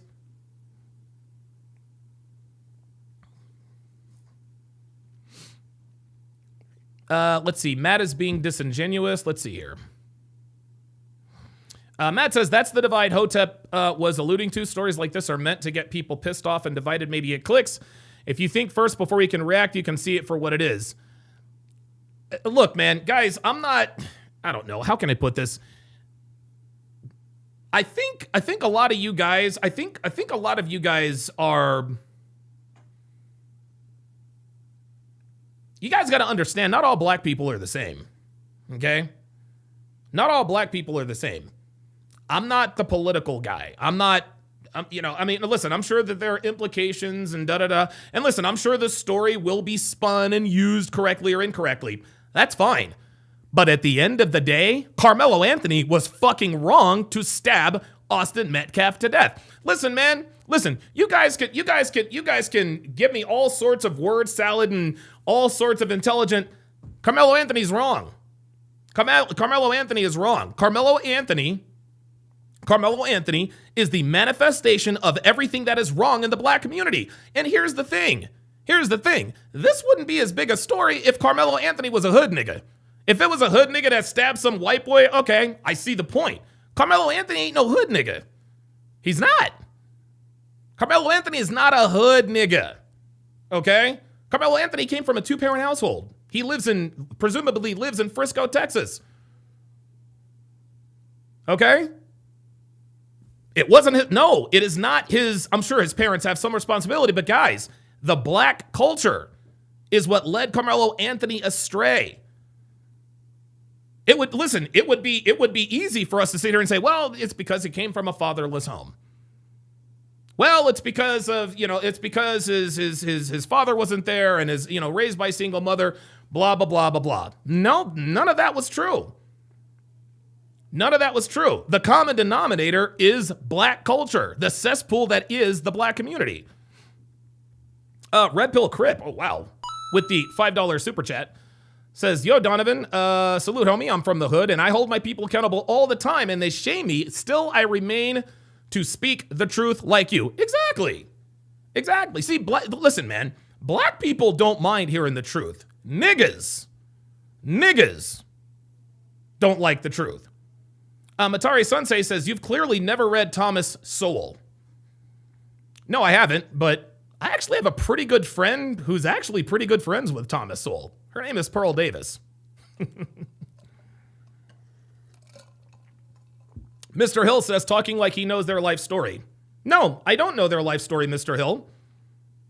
I don't know their life story. But I do know this. Carmelo Anthony is going to prison for murder. What Carmelo Anthony did was wrong. Period. Guys, I don't know what the argument here is. I'm like, why are we I gotta understand. I gotta understand here. Are we justifying what Carmelo Anthony did here?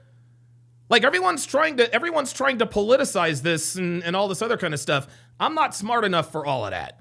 All I know is that killing people is wrong. Carmelo Anthony killed another student for a reason he should not have killed him. The dude they said, hey, can you move? He says, make me. They moved his bag, he stabs him. That's an overreaction. I mean, so listen, talking like I know their life story? Yeah, probably. I don't know their life story. I don't know Carmelo Anthony's life story. I really, really do. Or I really don't. But the bottom line is that what Carmelo Anthony did was wrong. I'm not here to talk about the implications, guys. I'm not here to talk about, what's political, and I'm not smart enough for that. I'm not smart enough for all of that, okay? All I know is that the black community and the black culture negatively affected Carmelo Anthony, so much to the point he got overly emotional, and now his life is over. His life is over. It's Truth Media says, no argument. I'm just hating on you, tearing down the black culture with no solutions and isolating us. I don't tear down the black community, it's Truth Media. I tell the truth about it. I'm not tearing down the black community, my friend. The black community does a pretty goddamn good job of doing that all by itself. I don't make the rules, my friend. I simply report them. I simply talk about what's going on. This kid was negatively affected by the black community. He was the black community is a cesspool. And so people come in here and say, well, if you're not going to give us solutions, then you shouldn't talk about it. No, fuck you. Shut the fuck up. I'll talk about what the fuck I want to talk about. I don't have to give solutions.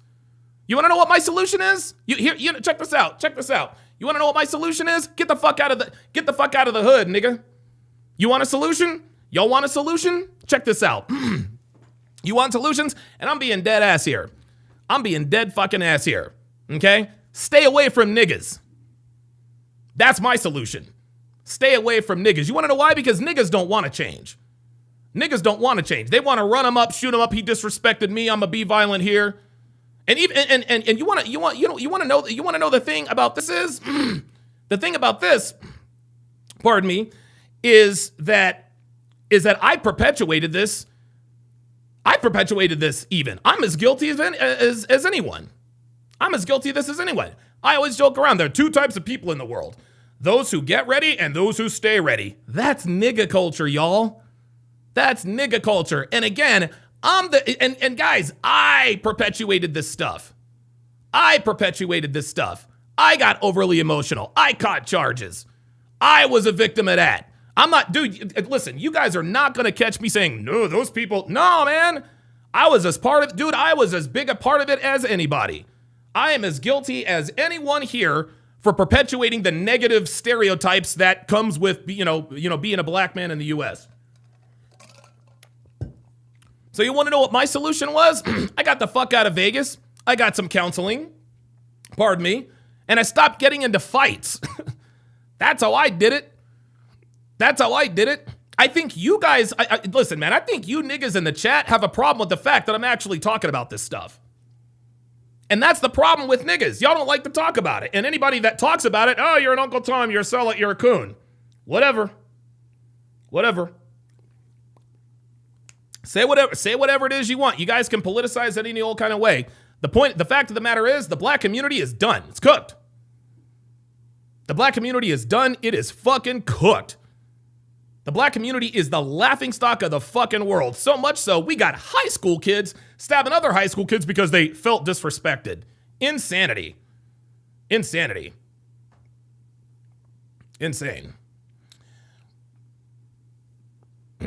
See, It's Truth Media said whites isolate their self by first segregating. Okay, first of all, It's Truth Media. Let's learn to spell. Okay? Let's learn to spell. Whites isolate their, THEIR, themselves by first segregating. That's the first thing. Number two, once again, well, what do white people do wrong? No, get your house in order. This is what niggas do. This is the difference between black people and niggas. Black people say, you know what? There's a big problem. I'm going to remove myself from this situation because I know that the nigga culture is not for me. You know what niggas do? Well, white people did it first. White people are responsible for it. Okay, well, what are you going to do about it? All niggas do when you tell the truth about the black community is white people did it. White people are the reason why we're in this position. White people. That's why y'all don't get no goddamn where, man. That's why I don't get anywhere. You want to know? The reason why I live where I live is because I don't want to be around niggas. No, sir. I do not want to. I do not want to live around niggas. Sorry.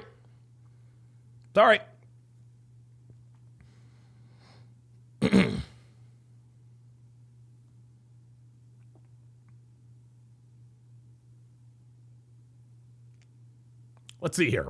I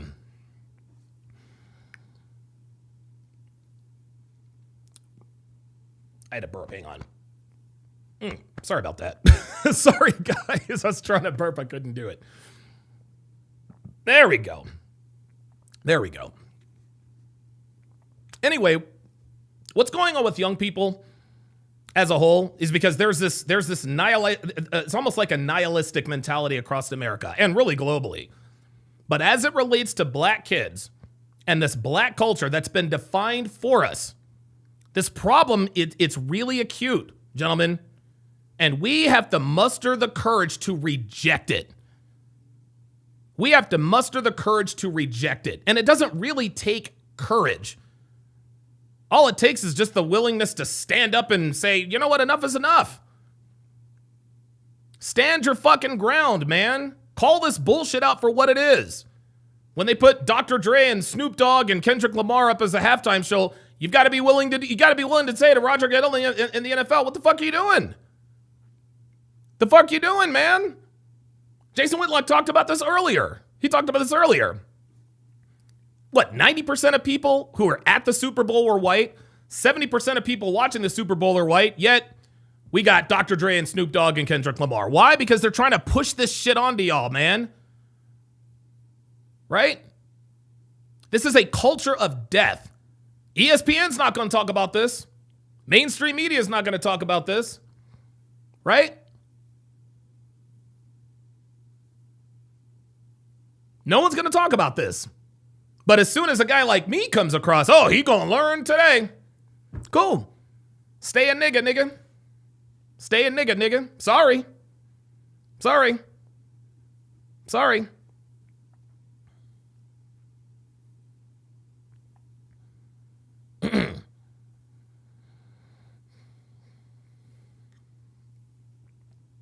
Let's see here. Yeah, Heavy Chevy guy says he's right. Keep those ninjas away from me.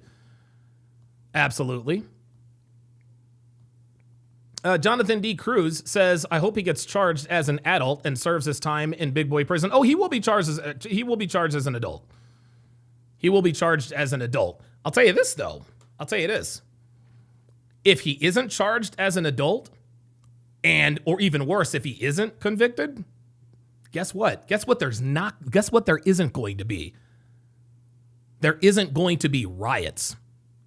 There isn't going to be riots. White people aren't going to riot. They're not going to do that. No, that's what niggas do. Niggas riot. Oh, ooh, pardon me.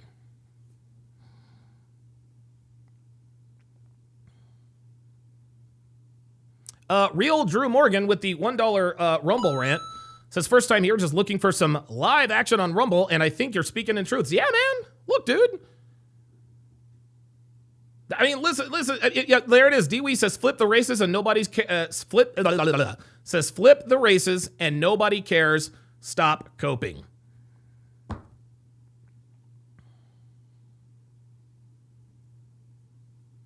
Incredible, man. Incredible.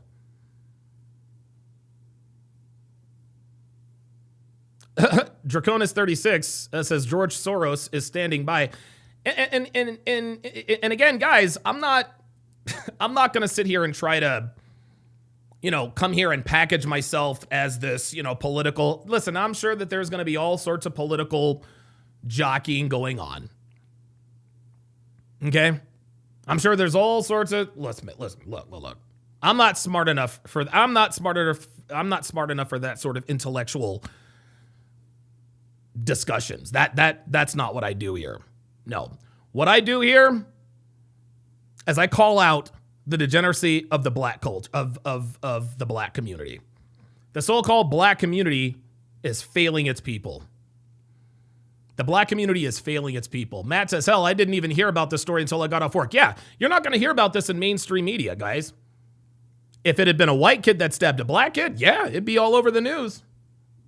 But nope, it was a black kid. So we have people actually defending this. I can't believe it is extremely difficult for me to believe and to stomach the fact that there are actually people in my own chat, well, not my own chat, but actually people in my chat saying, yeah, but I'm telling you guys that Carmelo Anthony is 112% wrong for stabbing this kid to death. And you guys are, yeah, but I'm telling you, the black community, the so-called black community, is responsible for turning this kid into a cold-blooded killer, and you guys are like, yeah, but. Yeah, Luke Perry says people defending this nigga like he's OJ. Right. Seriously. Come on, man. Come on. That's how this is. That's how this is.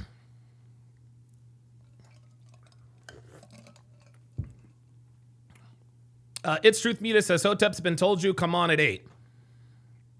I don't know what you're talking about.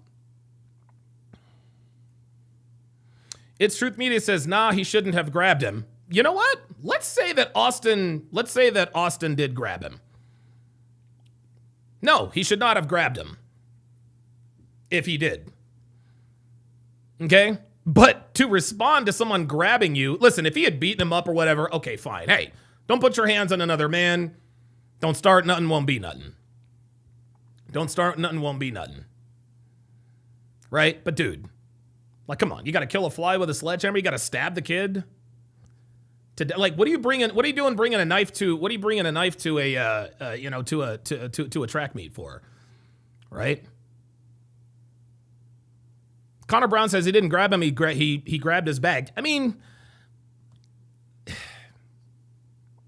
it's just I just like, guys, this is what's wrong with niggas, man. He shouldn't have grabbed him. Okay. But that doesn't justify stabbing the dude to death. Like, what are we doing?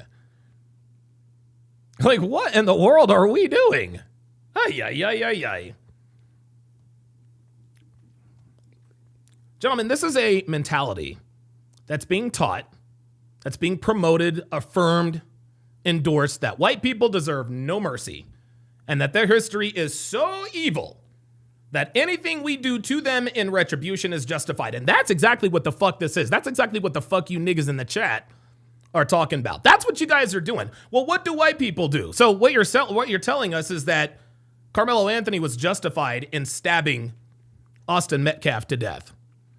If you think that Carmelo Anthony, let me ask you guys a question. Hold on a second.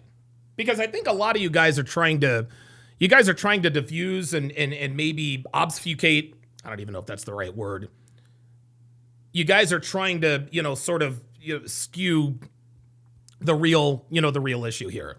Okay? Does anyone in the chat think that Carmelo Anthony was justified in stabbing Austin Metcalf to death? Yes or no? And listen, if you say he wasn't justified in it, I don't need to hear it. There's no ands, ifs, or buts about it. There's no ands, ifs, or buts about it. I don't need to hear, listen, man, Carmelo Anthony should not have stabbed him, but there is no buts. There's no but. If someone grabbed, like, seriously, someone grabbed your bag, someone grabbed your bag, and you got stabbed to death for it. Of course not. Of course not. Of course not. Of course not. And I don't want to hear nothing about nobody else. I don't want to hear about Trayvon Martin. I don't want to hear about George Floyd. No. We're talking about Carmelo Anthony. We're talking about Carmelo Anthony. Was Carmelo Anthony justified in stabbing Austin Metcalf to death? The answer, of course, is no. And whether Austin Metcalf were white or black, this would still be a story because the dude that stabbed him was a black dude. The dude that stabbed him was a black dude. And the reason why I'm talking about it is because this is what the black culture, this is what the black community endorses. Rap culture, hip hop culture.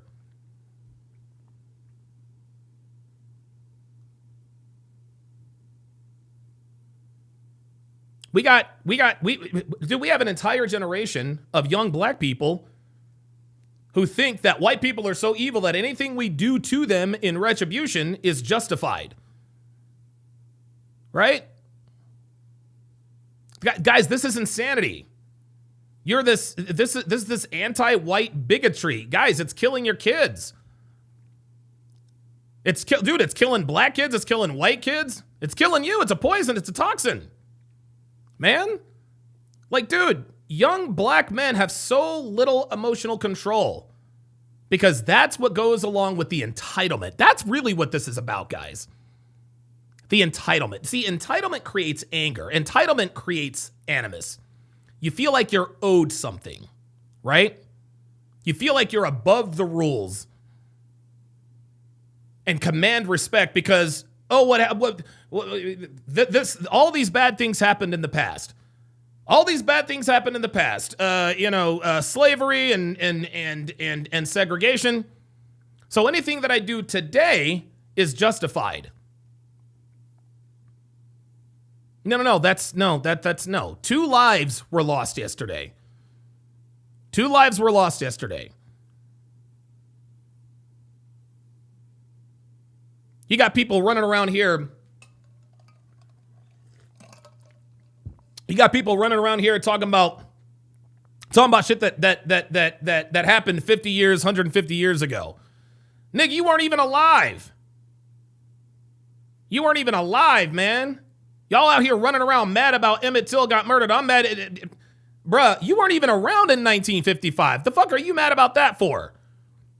Oh, the Tulsa Massacre, blah, blah, blah, blah, blah. Bruh, that was in the 1920s. You weren't even alive. Oh, someone did some sort of microaggression towards me. So what? It did no harm. It did absolutely no harm. So, the black community, look, the black culture, the so-called black community, you are sentencing your kids to death with the mentality that you are promoting and affirming.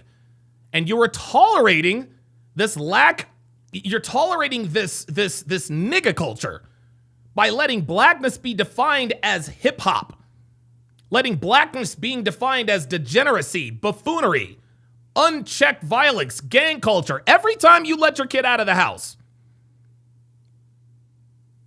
every time these parents are letting their kids out of the house with their pants hanging off his ass, you are affirming prison culture.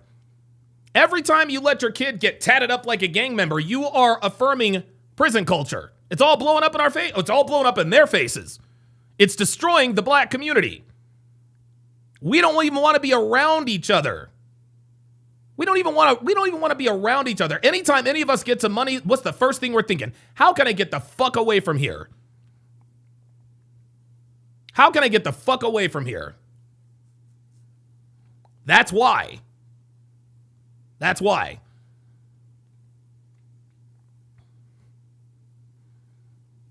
I have to sneeze. hang on, y'all. Oh, God, I have to sneeze so bad.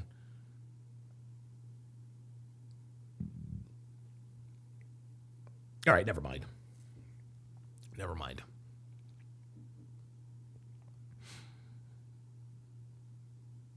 I just want to make sure we all understand the cost of this victim mentality, this disrespect culture, right? You're filling your kids up with the belief that they're a victim and that America's against them. All right, don't offer, don't offer America on your, next door neighbor, any random white person, any grace or mercy. No, get in their face, do something aggressive, let them know you've been disrespected. Yeah, this is just fine. It just affects white people. No, this is what black people dealt with back in the 1940s and 50s, right? And in their minds, you guys are thinking, well, why shouldn't white people have to go through it? Why shouldn't white people have to go through racial animus? Nigga, you weren't even alive back then, bruh.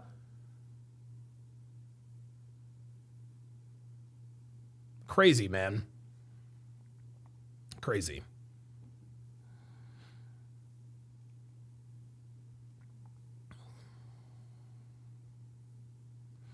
Rack 90 says Tyler Perry made that silly movie about women delivering mail in the military. Oh, yeah, what's it called? Hidden Figures or something like that?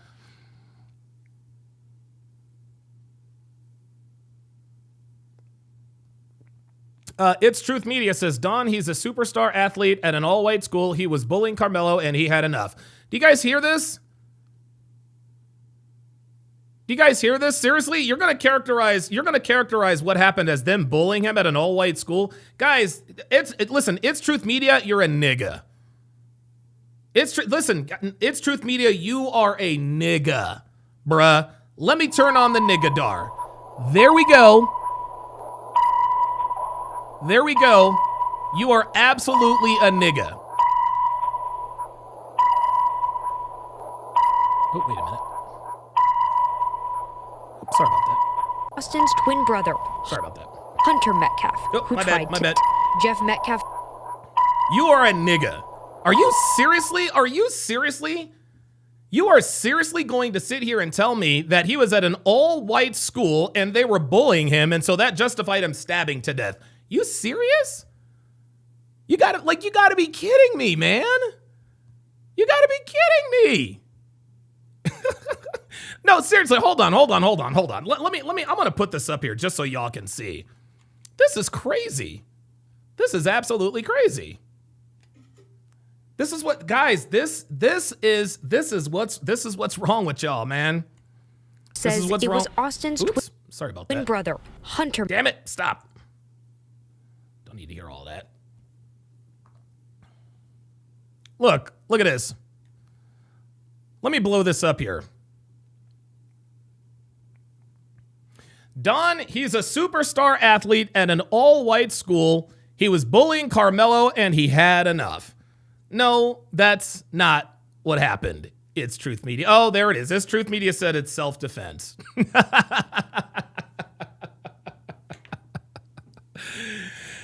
Oh my God.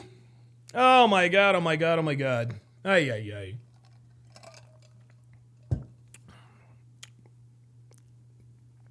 ITM, it's Truth Media. You're a nigga.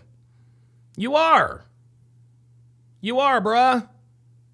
And this is what's, guys, this is what's wrong with the black community. It was self-defense. Okay, well, It's Truth Media seems to think that this is funny. So, all right, I think you're just in here to troll. So you got to go. See you later. And now that you're gone, now I'm going to really talk shit about you. Guys, niggas like this, comments like this, this is what perpetuates this. This is what perpetuates this. Yeah, very good point. This is absolutely ignorant. Absolutely ignorant. Draconis says, I've said it for decades, gangster rap is a cancer. Matt says this wasn't self-defense. Yeah, I'll tell you what, it's Truth Media. You know what? Hang on a second. Let's go back and forth on this. Let's go back and forth on this. I'm gonna go to the hashtag Pull Up Studios. I'm gonna go to the hashtag Pull Up Studios.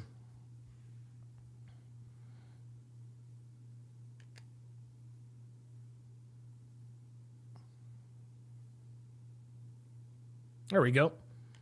Anybody who thinks that anybody who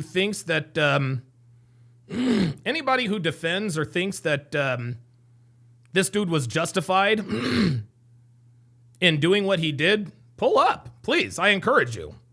Let me go ahead and put this up here.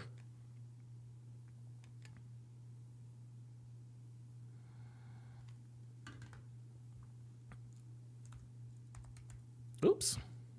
It's Truth Media. Oops. It's Truth Media. Pull up. Anybody who thinks that that this was justified and that there is nothing wrong, or you think that this is self-defense, pull up. Guys, this is incredible. Because I'll tell you this, if it was a white student who stabbed a black student, you would not be calling it self-defense. You would be calling it exactly what it is. Murder. Murder. So it's Truth Media. I know you're in here watching because I can still see, yeah, you're still in here. If you think it's self-defense, please come on up. I mean, unless there's something I'm not aware of. It's getting hot in here. Hang on, I'm gonna turn on my fan here.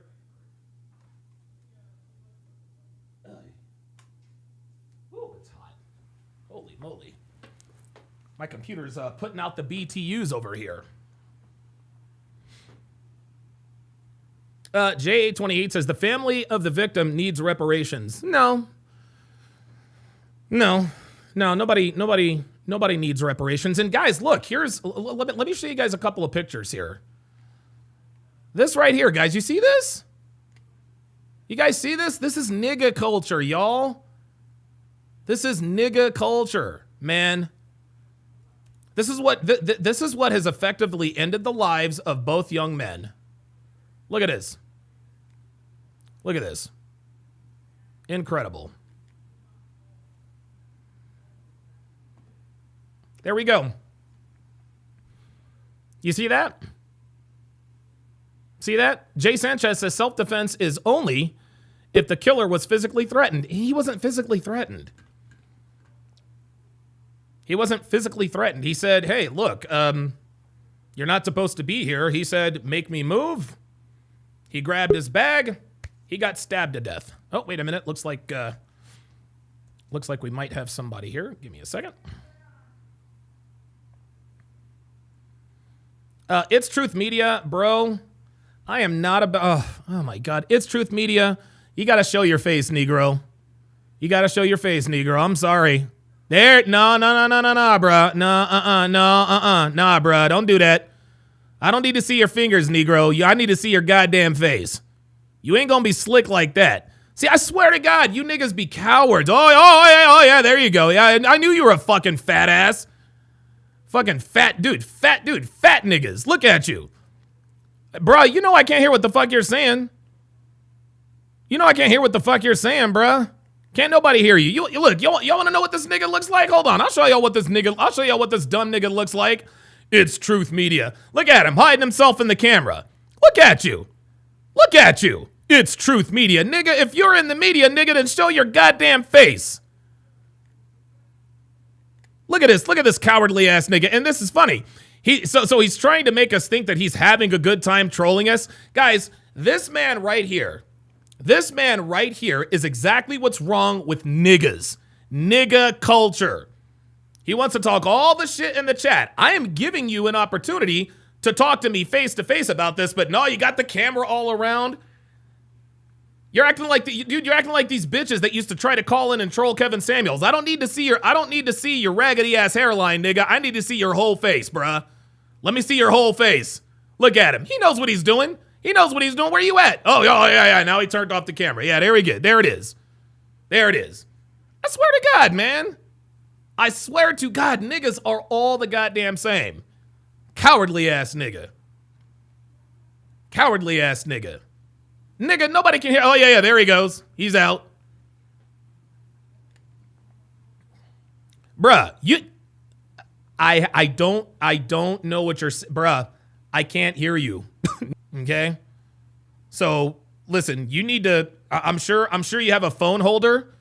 I'm sure you have a phone holder. See, here's what's happening, guys. Here's what's happening. So he's using the excuse, well, I'm driving, so I can't know. I'm sure you have a phone mount. Bro, I can't hear anything you're saying, bruh.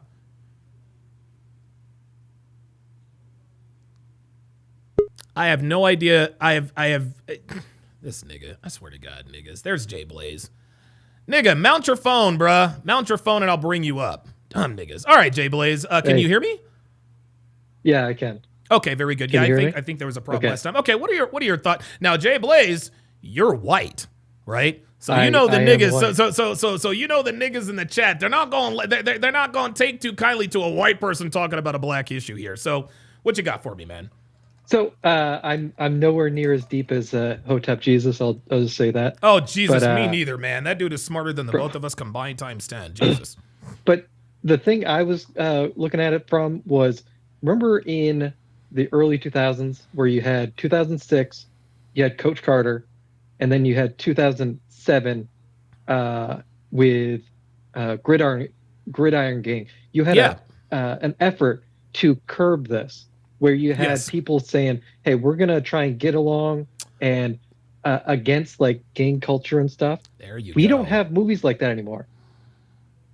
In like the early 90s, we had like a very like almost like Christian values. If you remember Kevin Sorbo from Hercules. Yes, I do. Yeah. Hercules always did the right thing.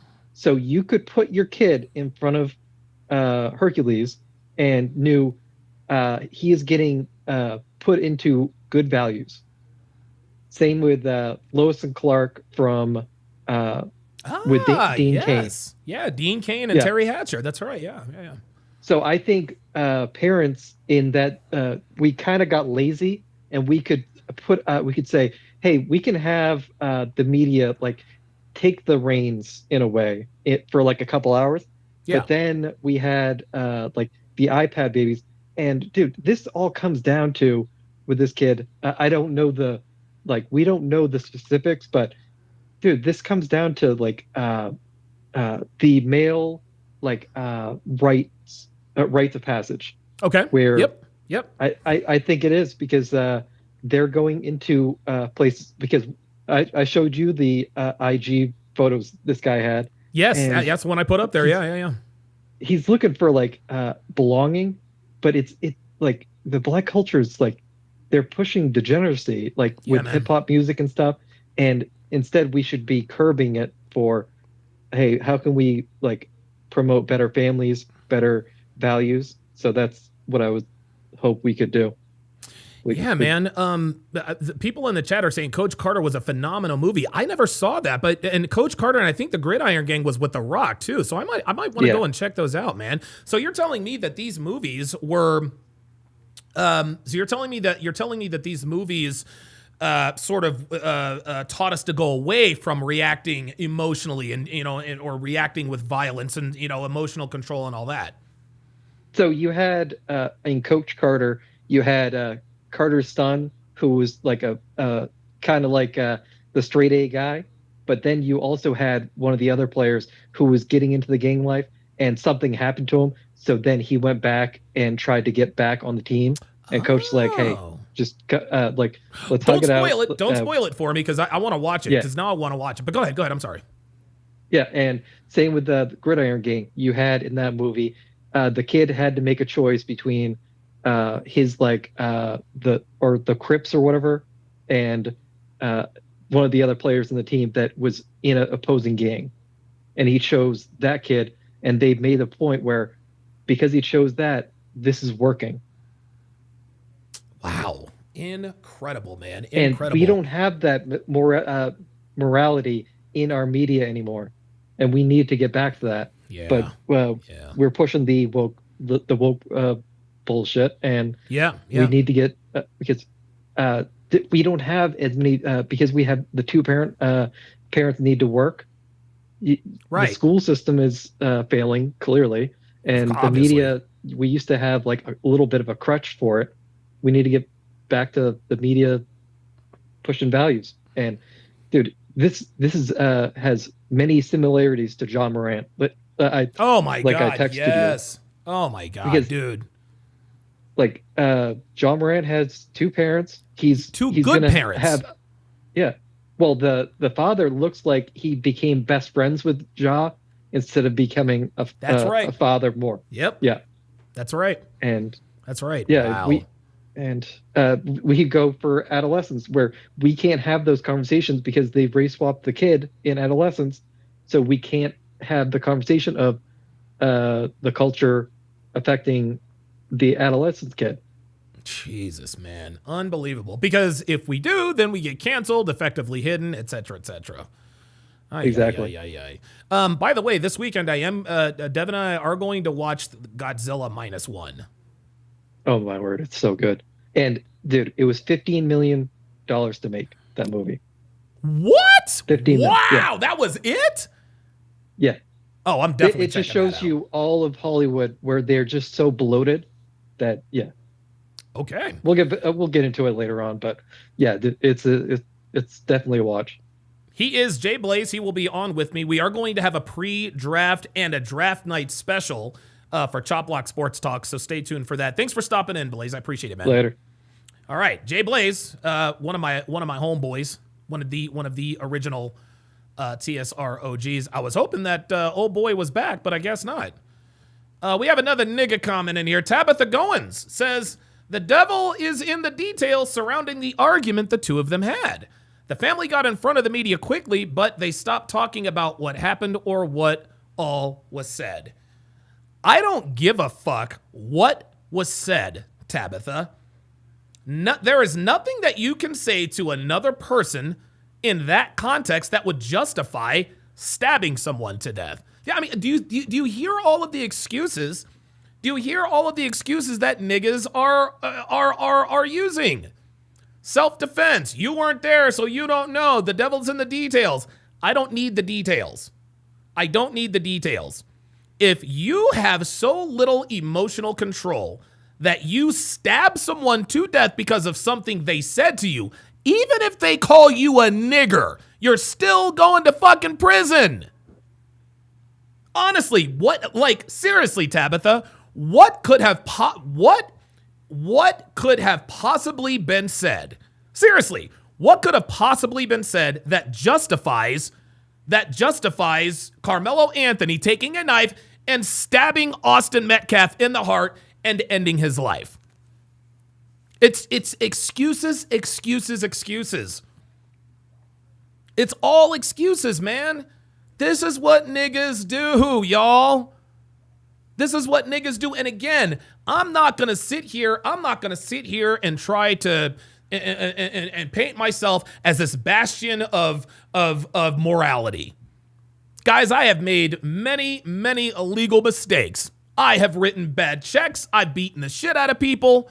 I've done all that shit. I've been arrested 30 some odd times. Listen, I am not the dude who is going to sit here and stare down my nose at you from on high in the moral cathedral. That is absolutely not me. Because I will readily admit that I am as guilty as anyone for either directly or indirectly perpetuating nigga culture. Okay? 4-time convicted felon, all of them violent felonies. None involved weapons except for these. I have done serious damage with these hands. All because of what? Lack of emotional control. Some guy came up to me in a grocery store and mouthed off to me. You know what I did? I decked him. That was my second felony. This guy was talking a bunch of shit, and I just cold cocked him, dropped him. Fucking caved in his face. You could see the dent in his face, man. Like, I fucked that dude all the way up. That's not what I should have done. Honestly, I should have just turned back around and ordered my pizza. Nope. I let my emotions get the better of me, and I caved the guy's face in. That was not the right thing to do. And that's what I was explaining to Brian, or Hotep Jesus. That's what, like I felt, I don't, this guy, Carmelo Anthony, like, I used to be him. Not to the degree that I'm going to stab somebody to death, but again, I'm not going to, nothing justifies me hitting someone because of something they said to me. That's absolutely crazy. Planet Rodella says, was it on camera when you beat him up? I didn't beat him up. I hit him. Guys, listen, I'm a big guy, right? I'm 6'2", 235, 240, right? Even though I'm big, guys, I'm so much stronger than I look, guys. I'm so much stronger than I look. I really am, dude. I really am. I really, really am. Like, I can inflict a lot of damage with a little effort. Okay? Like, this is just how it is. And this is why they charge me with, guys, they don't charge you with felonies for beating the shit out of someone unless there's serious damage. Okay? And I'm not proud of this. But again, I'm using this as an example. 2 grown men have had to have facial reconstructive surgery because of the damage I inflicted on them with my fists. This is why I was charged with aggravated felony assault. Okay? Listen, this culture wants to say, well, let your emotions go. No, do not let your emotions go. You have to control your emotions. Emotional men are dangerous men. Okay? Emotional men are dangerous men. I was dangerous back then because I had no emotional control. No emotional control. Carmelo Anthony was a dangerous man because he had no emotional control. This guy had so little emotional control, he took a knife and stabbed someone in the heart. What are we doing? What are we doing? And then we actually have people in here justifying, we have people in here justifying the dude's actions. You don't know, Donovan, and you don't know what the argument was about. I don't care what the argument was about. Why in the world, dude, why in the world would you kill someone for touching your back? Weak niggas, man. Weak niggas. Matt in the chat says violence usually comes from emotions for sure. 100%, man. 100%, guys. Dude, oh my God, dude. It makes me like it. Oh, dude. I've spent over $250,000 in legal fees, y'all. $250,000 fucking dollars on legal fees. Like, guys, like that's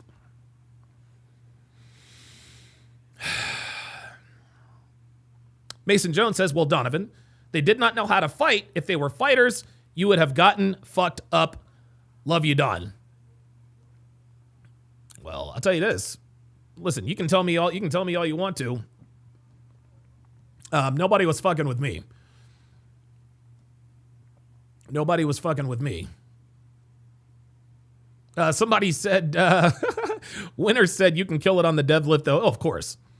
Winner says Donovan's got that E-tard strength with the R. Wow. Yeah. Juan Martinez says, damn, just read the article, wild man. Back in my day, we just put on the gloves. Motherfucker had no justification to stab him and aim to kill him. Shit, you know what I'm saying? It's Truth Media. It's Truth Media. If you're still in here, man, if you're still in here, pull up, bruh. Pull up. Pull up, man. Listen. If you pull up, I'm not going to hurl the insults or whatever. Just, if you pull up, we can have a civil discussion. Like, you know what I'm saying? Mason Jones says, yeah, well, Donovan, if they did not know how to fight, what makes you think they did? What makes you think that I don't know how to fight? Right? Like, I mean, what do you expect? What would he want to be his face? Well, if he was Francis Ngannou, well, of course Francis Ngannou's going to fuck me up. Of course Daniel Cormier, Justin Gaethje, of course those guys have fucked me up. They're professional fucking fighters. Come on, man. And I tell you guys all the time, I used to tell you guys all the time, there are a few men in this world I would not throw hands with. People that I know, I would not throw hands with my friend Jesus. Oh my God, I will never. Dude, Jesus is oh my God, biggest. Dude, this dude was probably 6'6", probably close to 400 pounds. Biggest fucking Mexican you ever saw. Dude, and the guy was a fucking teddy bear. One of the coolest guys you'll ever meet. His hands were the size of my fist. He used to bounce at a strip club I used to frequent. I would never, ever fight Jesus. I will never fight Ed Lattimore. That is a heavyweight boxer with a professional record of 13-1. I value my life and my face. Thank you very much. Thank you very much. Reverend Brown says Donovan is Lenny from Of Mice and Men. Come on, man. Come on, y'all. Oh, come on. I'm not Lenny. I might have Lenny's strength, but I'm not Lenny up top. Come on. Come on. That's actually pretty funny. Look, I'm trying to be offended by that, but that's actually pretty funny. Oh, my God. Dan Herb says, funny how you won't fight bigger than you. Au contraire, Dan Herbs. Oh, yes. Oh, yes. As a matter of fact, most fights, and Ed Lattimore is not bigger than me. Ed Lattimore is probably an inch shorter, and I'm probably giving away, he's probably giving away about 20 pounds. No, I have fought many, many people who are bigger than me, and this is interesting. And I'll get back to the topic, but this is something that a lot of you guys probably do not know. It's funny, I was talking to Devin about this the other day. You guys got to understand the difference between, how can I put this? Just because someone looks strong doesn't mean that they are strong. Okay, so somebody can bench press 500 pounds. Can they throw a punch? Can they throw a punch? Do they know how to shift? Do they know that when you throw a punch, it starts from the ground? If they don't know that, they're weak. Dude, I've been tagged cleanly by guys I thought I'd get knocked out by. Clack. And in a split second, I'm like, oh shit, wait a minute. I thought I'd be asleep, but this guy's not as strong as I thought. You hit him with the right, you knock him out with the left, all of a sudden he's got a glass jaw. So no. Only a coward, Dan. Only a coward fights a man he knows he can beat. Only a coward fights a man he knows he can beat. And I've had plenty of opportunities to beat I have had the opportunities to give people lyrical beatdowns. But I knew I was going to win the fight, so I stayed away from it. I'm like, no. I know I can kill you, so I'm not going to, right? You guys know how that goes. But yeah, just because someone is bigger than you does not mean that they are stronger than you.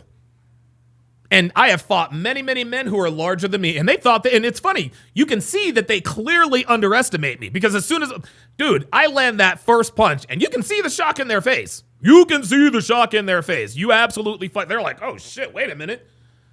Next thing you know, I'm skull crushing. Yes, look for the cauliflower ear.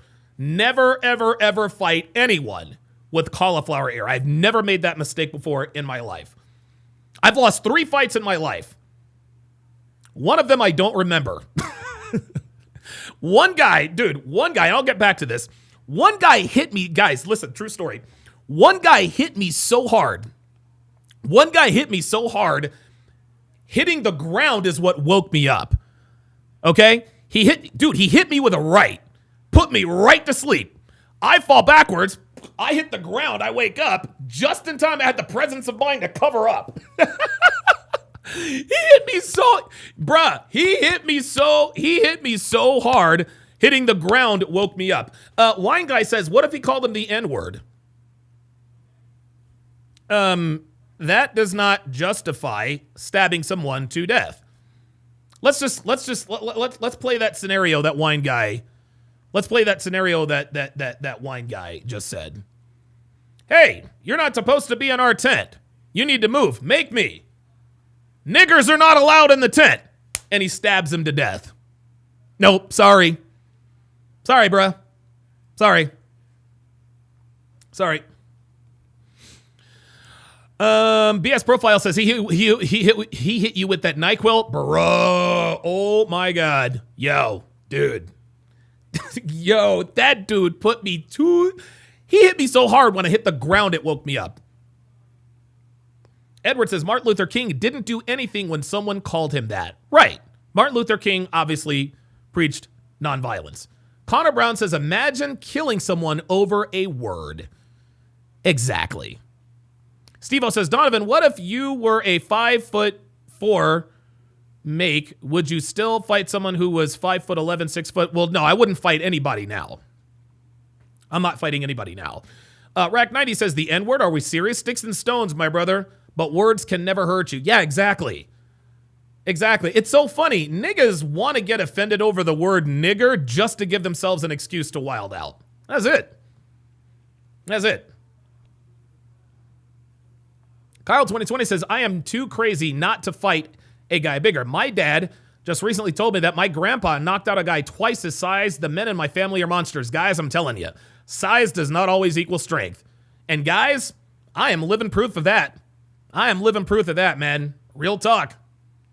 Juan Martinez says, I've been called a wetback and have gotten my ass whooped. That doesn't mean I'm a kill for it. Take the damn loss and move on. Absolutely. Oh my God, absolutely. Absolutely. Dan Erb says, I appreciate you for sharing the loss. It shows humility. Yeah. Yeah, man, I underestimated that dude. Dude, he came up. Dude, he hit me with that overhead right. Boom. Went right the fuck to sleep. I hit the ground. I woke up. I was like, oh, shit. Dude, I'll never forget. And I'm thinking this guy's going to jump on me and crack my ribs, but he didn't do anything else. I was like, okay, all right. You got it. You got it. No, you got it. You got it. You got it. The point is, guys, is that there is absolutely no justification for Carmelo Anthony to do what he did and to that degree. And, you know, like, and it's interesting when Hotep was asking me, why is it important that you have an opinion on this? I don't know, man. I think it's because I know what it's like to be fucking angry. You know what I mean? Like, I know what it's like to be, like, angry all the time. Listen, you guys actually saw it a couple of days ago. I didn't have any kratom. I had no kratom. Something minor happened. My microphone malfunctioned. Guys, I had no energy, but my hands were white hot. I was ready to destroy the studio over a silly microphone.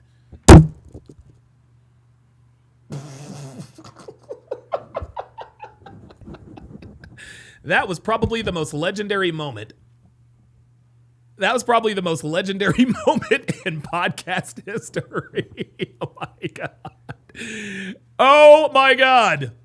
Oh my God. And see, as you guys can see, I am still as cool and calm as a cucumber. Holy shit.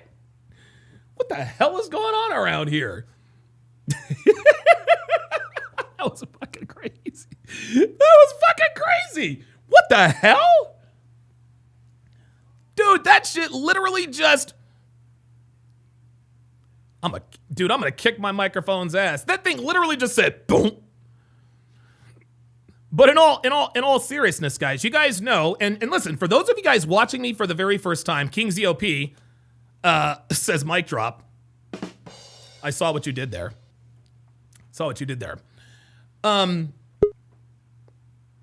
But what King ZOP just witnessed, you guys saw the immediate impact, right? Like, and for those of you guys who have never watched, PLG's in the chat. I'm going to get to you in just a second. Guys, I have been diagnosed with intermittent explosive disorder. IED, intermittent explosive disorder. This is a medical diagnosis that has been given to me. I have anger issues. My chili gets running hot real fast. Okay? I don't know if it's... Look, I'm not going to sit here and make excuses, genetics, my weak father, whatever the case may be. Doesn't matter. Doesn't matter why I did what I did. It matters that I did what I did. Okay? So you guys know, man, my chili gets running hot. I have paperwork to prove that. But I'm not going to lean on that and use that, well, the reason I beat the shit out of those guys is because of my anger issues. No, we all have shit with us. We all have emotional shit that we deal with. Can you control it, yes or no? And with that, let me bring up my man, Phoenix Light Games. PLG, what's going on, brother? Hey, Donovan, how you doing today, man? Doing good, man. I remember I shot you a text. I was like, hey, can you come up and talk about this? But I'm glad that you're here, man. What's on your mind, brother? Yeah, I saw your text. But yeah, I was working like a 12, 13-hour shift. I actually just got back home, like literally walked through the door. So yeah, I'm a little tired, but I still think I should, give my piece about what. Preach, man. What you got? What you got for us, man?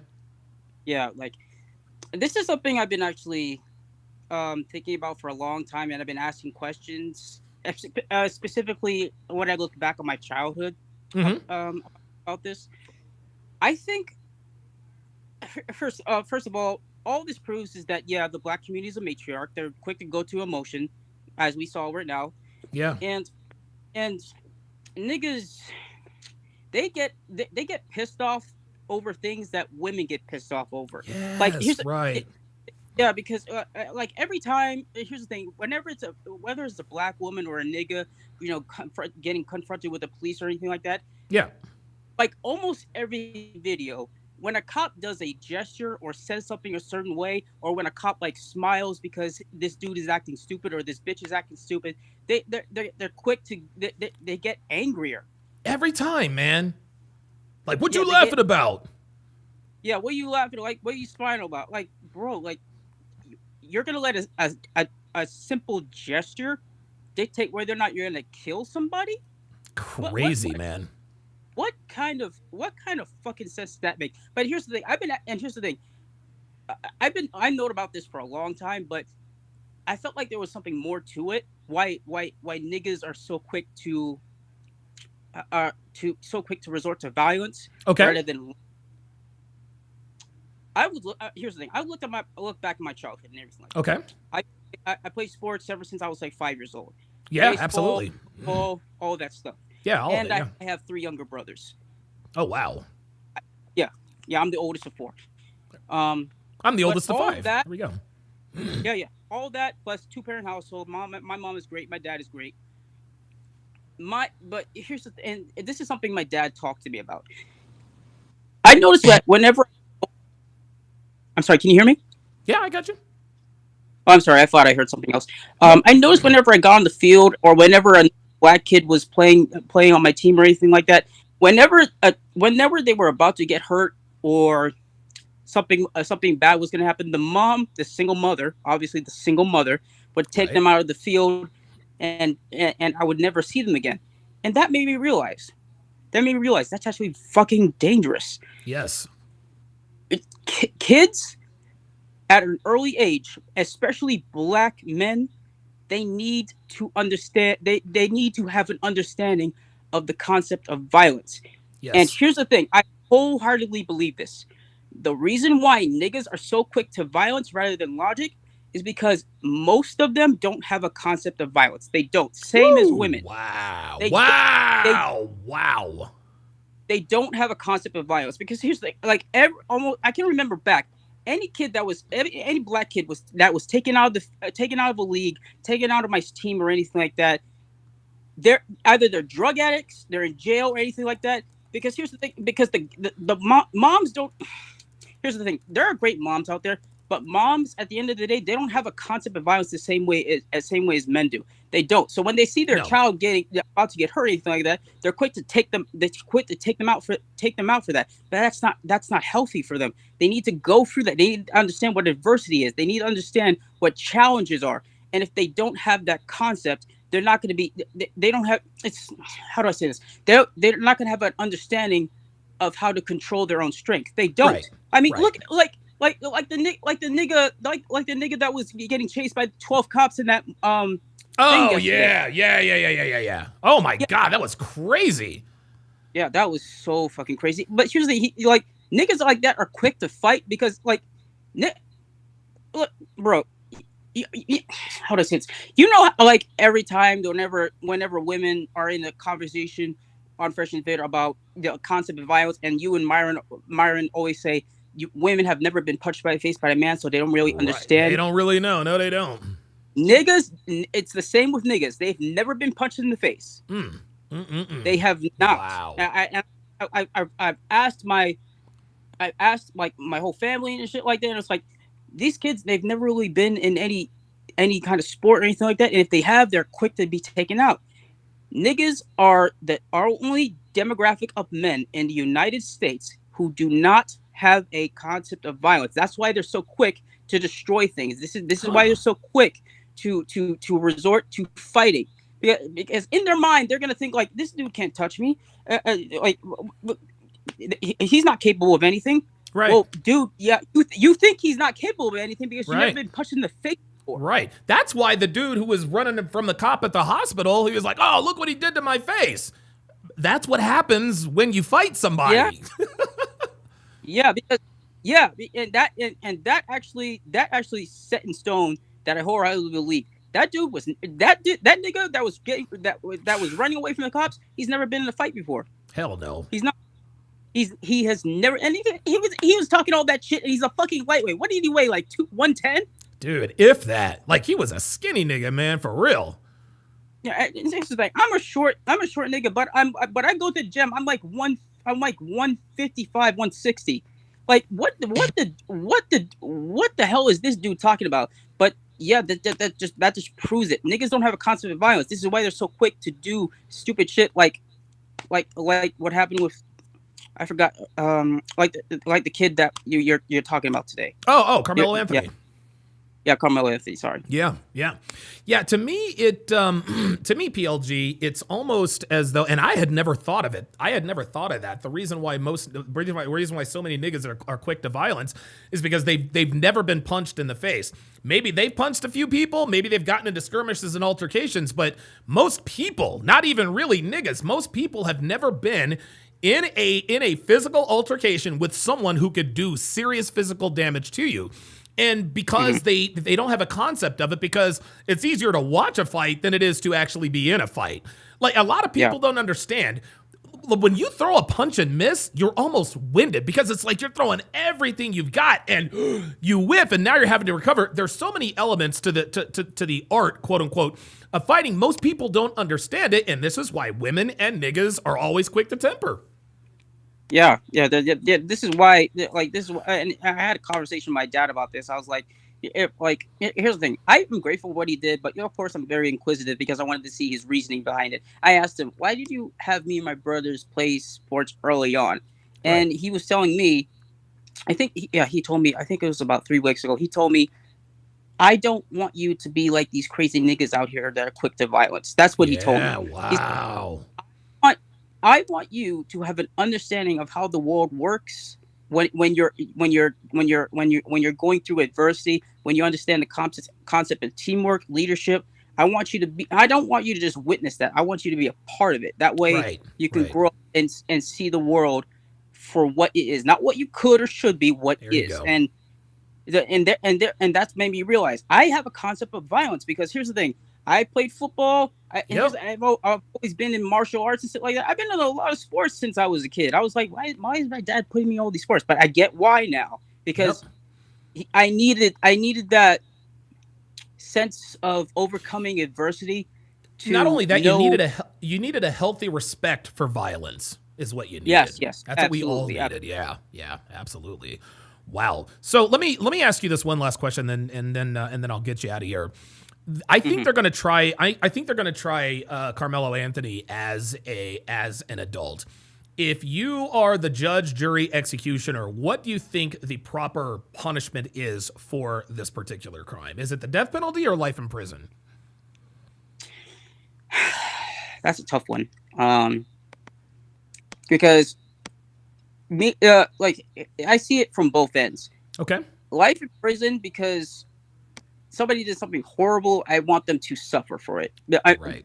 I'm speaking out of, Absolutely. No, I'm with you. I want somebody to suffer too. If somebody killed a family member of mine, yeah.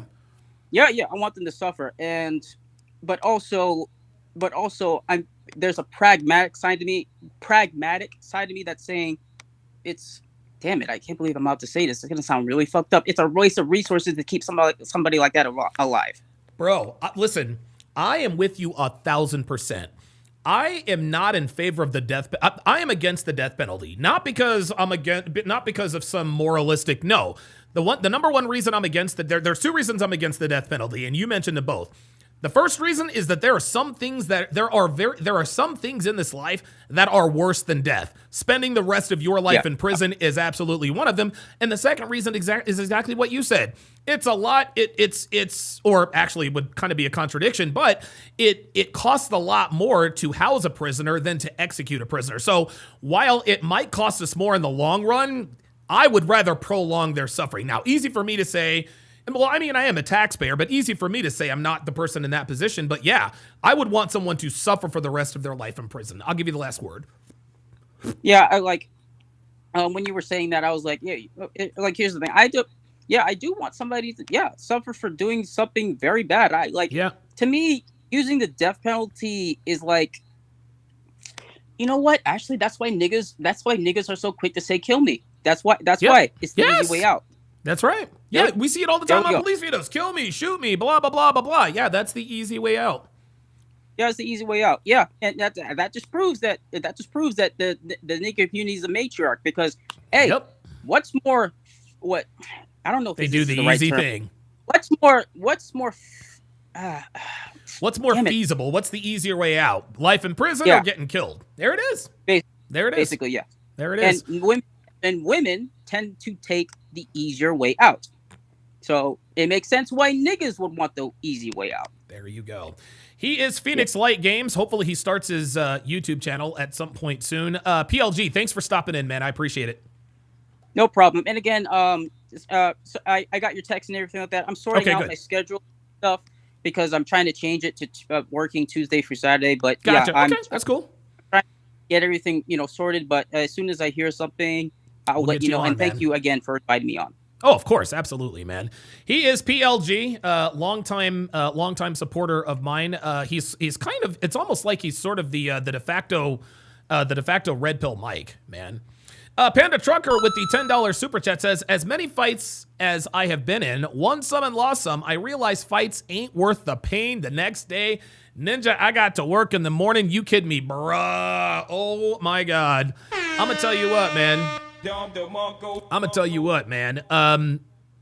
Actually, real quick before I respond to that, Saber89 with the $5 cash or Rumble Rant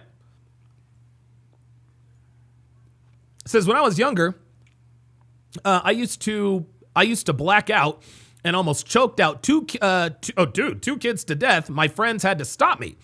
It wasn't until I was in my 20s when I was truly able to have full control over my emotions. It's scary. Bro, I'm telling you, man. I'm telling you, I am absolutely, dude, I'm living proof, man. I'm living proof. And again, guys, I want you to understand, I am not going to be the guy, you're wrong for blah, blah, blah, blah, blah. The reason why this particular story struck a chord with me is because I used to be like Carmelo Anthony. And oh my God, dude, thank God I never killed anybody. You know? I mean, thank God I never killed anybody, man. Holy moly. But yes, dude, getting into a fight. And here's another thing. For those of you who have never been in a fight, when you are in a physical altercation with someone else who is at equal or greater strength, when you get hit or tagged or whatever, you don't feel the pain. You never ever feel the pain until 10 or 15 minutes after the fight. Win or lose. After a fight, you're like, oh God damn, that motherfucker really tagged me. You'd be surprised when someone clocks you and doesn't knock you out, you're like, holy shit, that didn't hurt. Why am I not asleep? That's just how it goes. That's how it goes. All right. I don't know, man. I guess to sort of, you know, put a bow on this conversation, you know, yeah, it's the adrenaline. The thing is this, man. You could have, Rack 90 says you could have told Hotep that that's because that it was because you could relate to Carmelo. Yeah, I told him that. He actually asked. He said, "Well, why is it necessary to have an opinion on this?" And I was like, "Well, because I can identify with this guy on some level, you know." But at the end of the day, man, guys, the fact that predictably, the so-called black community is rallying around Carmelo Anthony, this is part of the problem. We all want to jump on and pile on and give excuses. Well, maybe it was this. It could have been that. It was self-defense. You don't believe that. You do not believe that. And if you believe that, this is why the black community is a cesspool, gentlemen. Okay?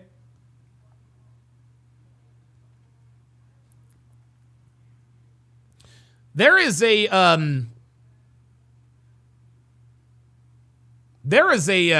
can I put this? There was a how can I put this?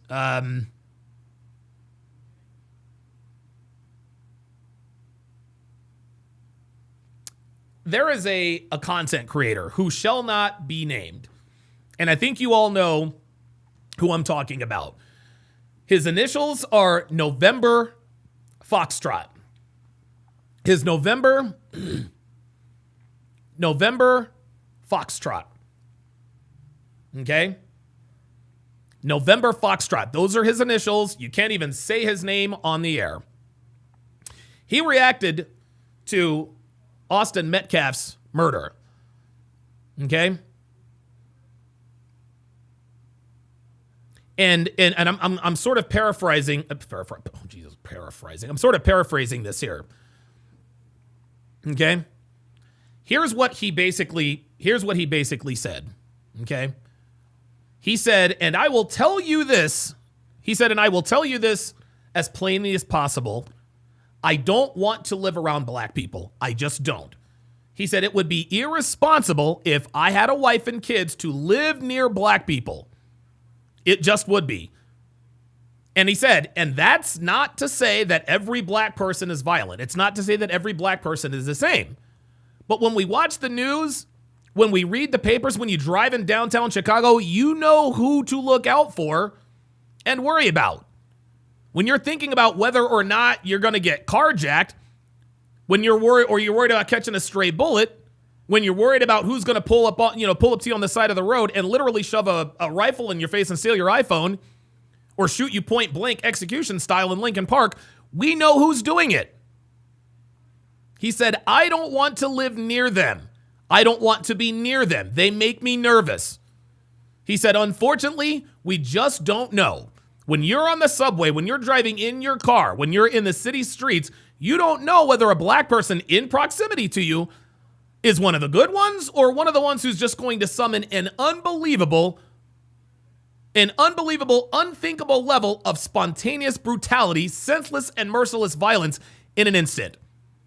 He says, we don't know. There's ambiguity. You're sitting on a subway, you look across, you see someone acting strange or aggressive, Is this someone who's going to pull out a knife in 2 seconds and slit my throat and kill me? Or is this someone who's just having a bad day and we just don't know it?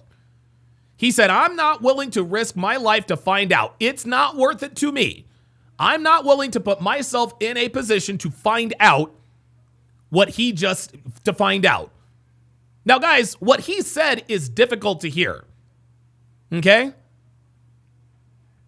It's very, very difficult to hear, but guys, this is how it is. And I say this all the time about women. Is it all black people? No. Is it most black people? Probably not. But it is enough of them. It is, as Kingsley Messador puts in the chat, it's enough of them. That's, guys, this is the way it goes, man. You can't, guys, and you can't pay attention to the news cycle. Okay, you can't be from one of the black communities where black on black crime is rampant. Anytime you go into a black nightclub, you got to go through a metal detector before they let you in. You can't socialize in those environments. You can't have family in those environments, have loved ones who have died or have been injured. Dude, matter of fact, you want to know something? Before I sign off, I'm going to bring up an article here that I asked Devin to get for me a while back. Give me 2 seconds. Oh, man, what was it? Halloween hayride. Oh, there it is. Got it. Violent melee. There we go. Oh, here it is. Here it is, loud and clear. Got it. Welcome, Dana Gonzalez. Welcome to Chat Privileges. At Dana Gonzalez to welcome her to the Hard R family. If you would, Dana, put your age and location in the chat, as is customary of all first-time members. Let us do a chat-wide age and location check. Panda Trucker with the $5 super chat says, the law doesn't care about what could, would, or should. The law only cares about what is and what happened. Abso-fucking-lutely. Abso-fucking-lutely. So I'm going to bring up a story here. And, you know, it's interesting. This actually happened. This happened shortly after we left New Jersey. You guys all know, you know, Devin and I, we used to live in New Jersey. And we moved here to Nevada for many, many obvious reasons. Give me 1 second. Listen to this story. This is unbelievable. Begin here at 4:30 with chaos at a hayride in South Jersey. Groups of teens began fighting at the attraction in Collingswood, ruining what was supposed to be a family-friendly event for so many. Now officials are working to make changes to prevent this from happening again during this holiday season. New Jersey correspondent Trish Hartman joins us live with details and brand new video of this havoc that unfolded on a hayride. Trish. Well, Sarah, Brian, officials say many of these teenagers were dropped off by rideshare services, either here to the park where the hayride was happening or to the Wawa nearby. Police say they quickly started causing problems and fighting, causing the hayride to be shut down early. No!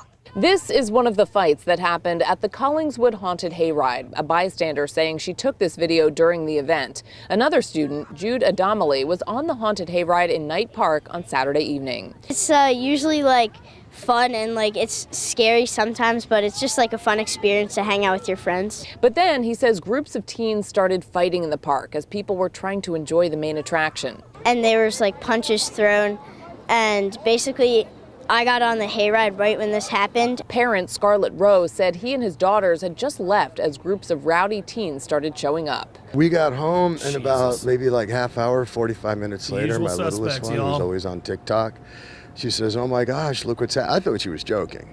Oh, they're throwing punches or whatever, and somebody videotaped like a fight happening. Police say around 200 juveniles were dropped off at Knight Park on Saturday at the fundraiser for several PTA organizations. When those teens began line cutting and fighting, police were called from Collingswood and neighboring towns. Look at this. Even with that response, they were just overwhelmed by the number of people and what was happening. Similar incidents happened at community events in Gloucester Township and Pennsauken over the summer. In the other towns where this has gone on, like we've now got, unfortunately, some experience in this, They went through what we are now, which is there's tapes to be reviewed, there's video to be looked at, and charges were filed after those events. Charges can still be filed here.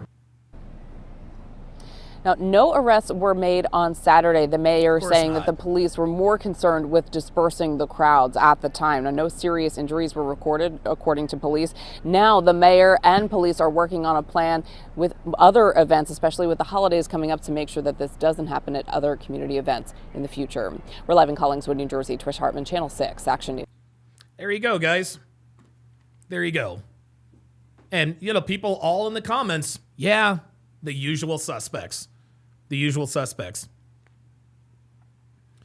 In the end, guys, it is very, very important. And listen, a lot of our naysayers like to say, "Oh, all you do is tear down the black community with no solutions." Dude, if you're speaking the truth, and people tell you, you're tearing down the black community with no solutions, you know what you tell them? Kiss my fucking ass. Kiss my fucking ass. Ain't nobody tearing down the black community but niggas. That's who's tearing down the black community. Motherfucking niggas.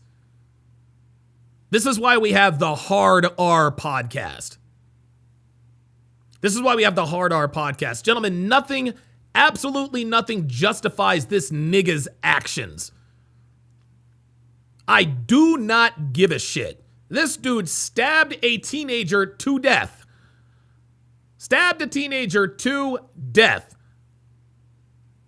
And then we actually have people in here justifying what he did. If you find yourself justifying what this dude did, you're a nigga. That's it. At a goddamn track meet, no less, as Snow Demi says. What are you doing bringing a knife to a track meet? No, all because he disrespected you in some way, shape, or form. Incredible. All right, guys, that is going to do it for the Hard R podcast. TSR Live will return tomorrow. Thanks for watching, guys. We'll see you tomorrow.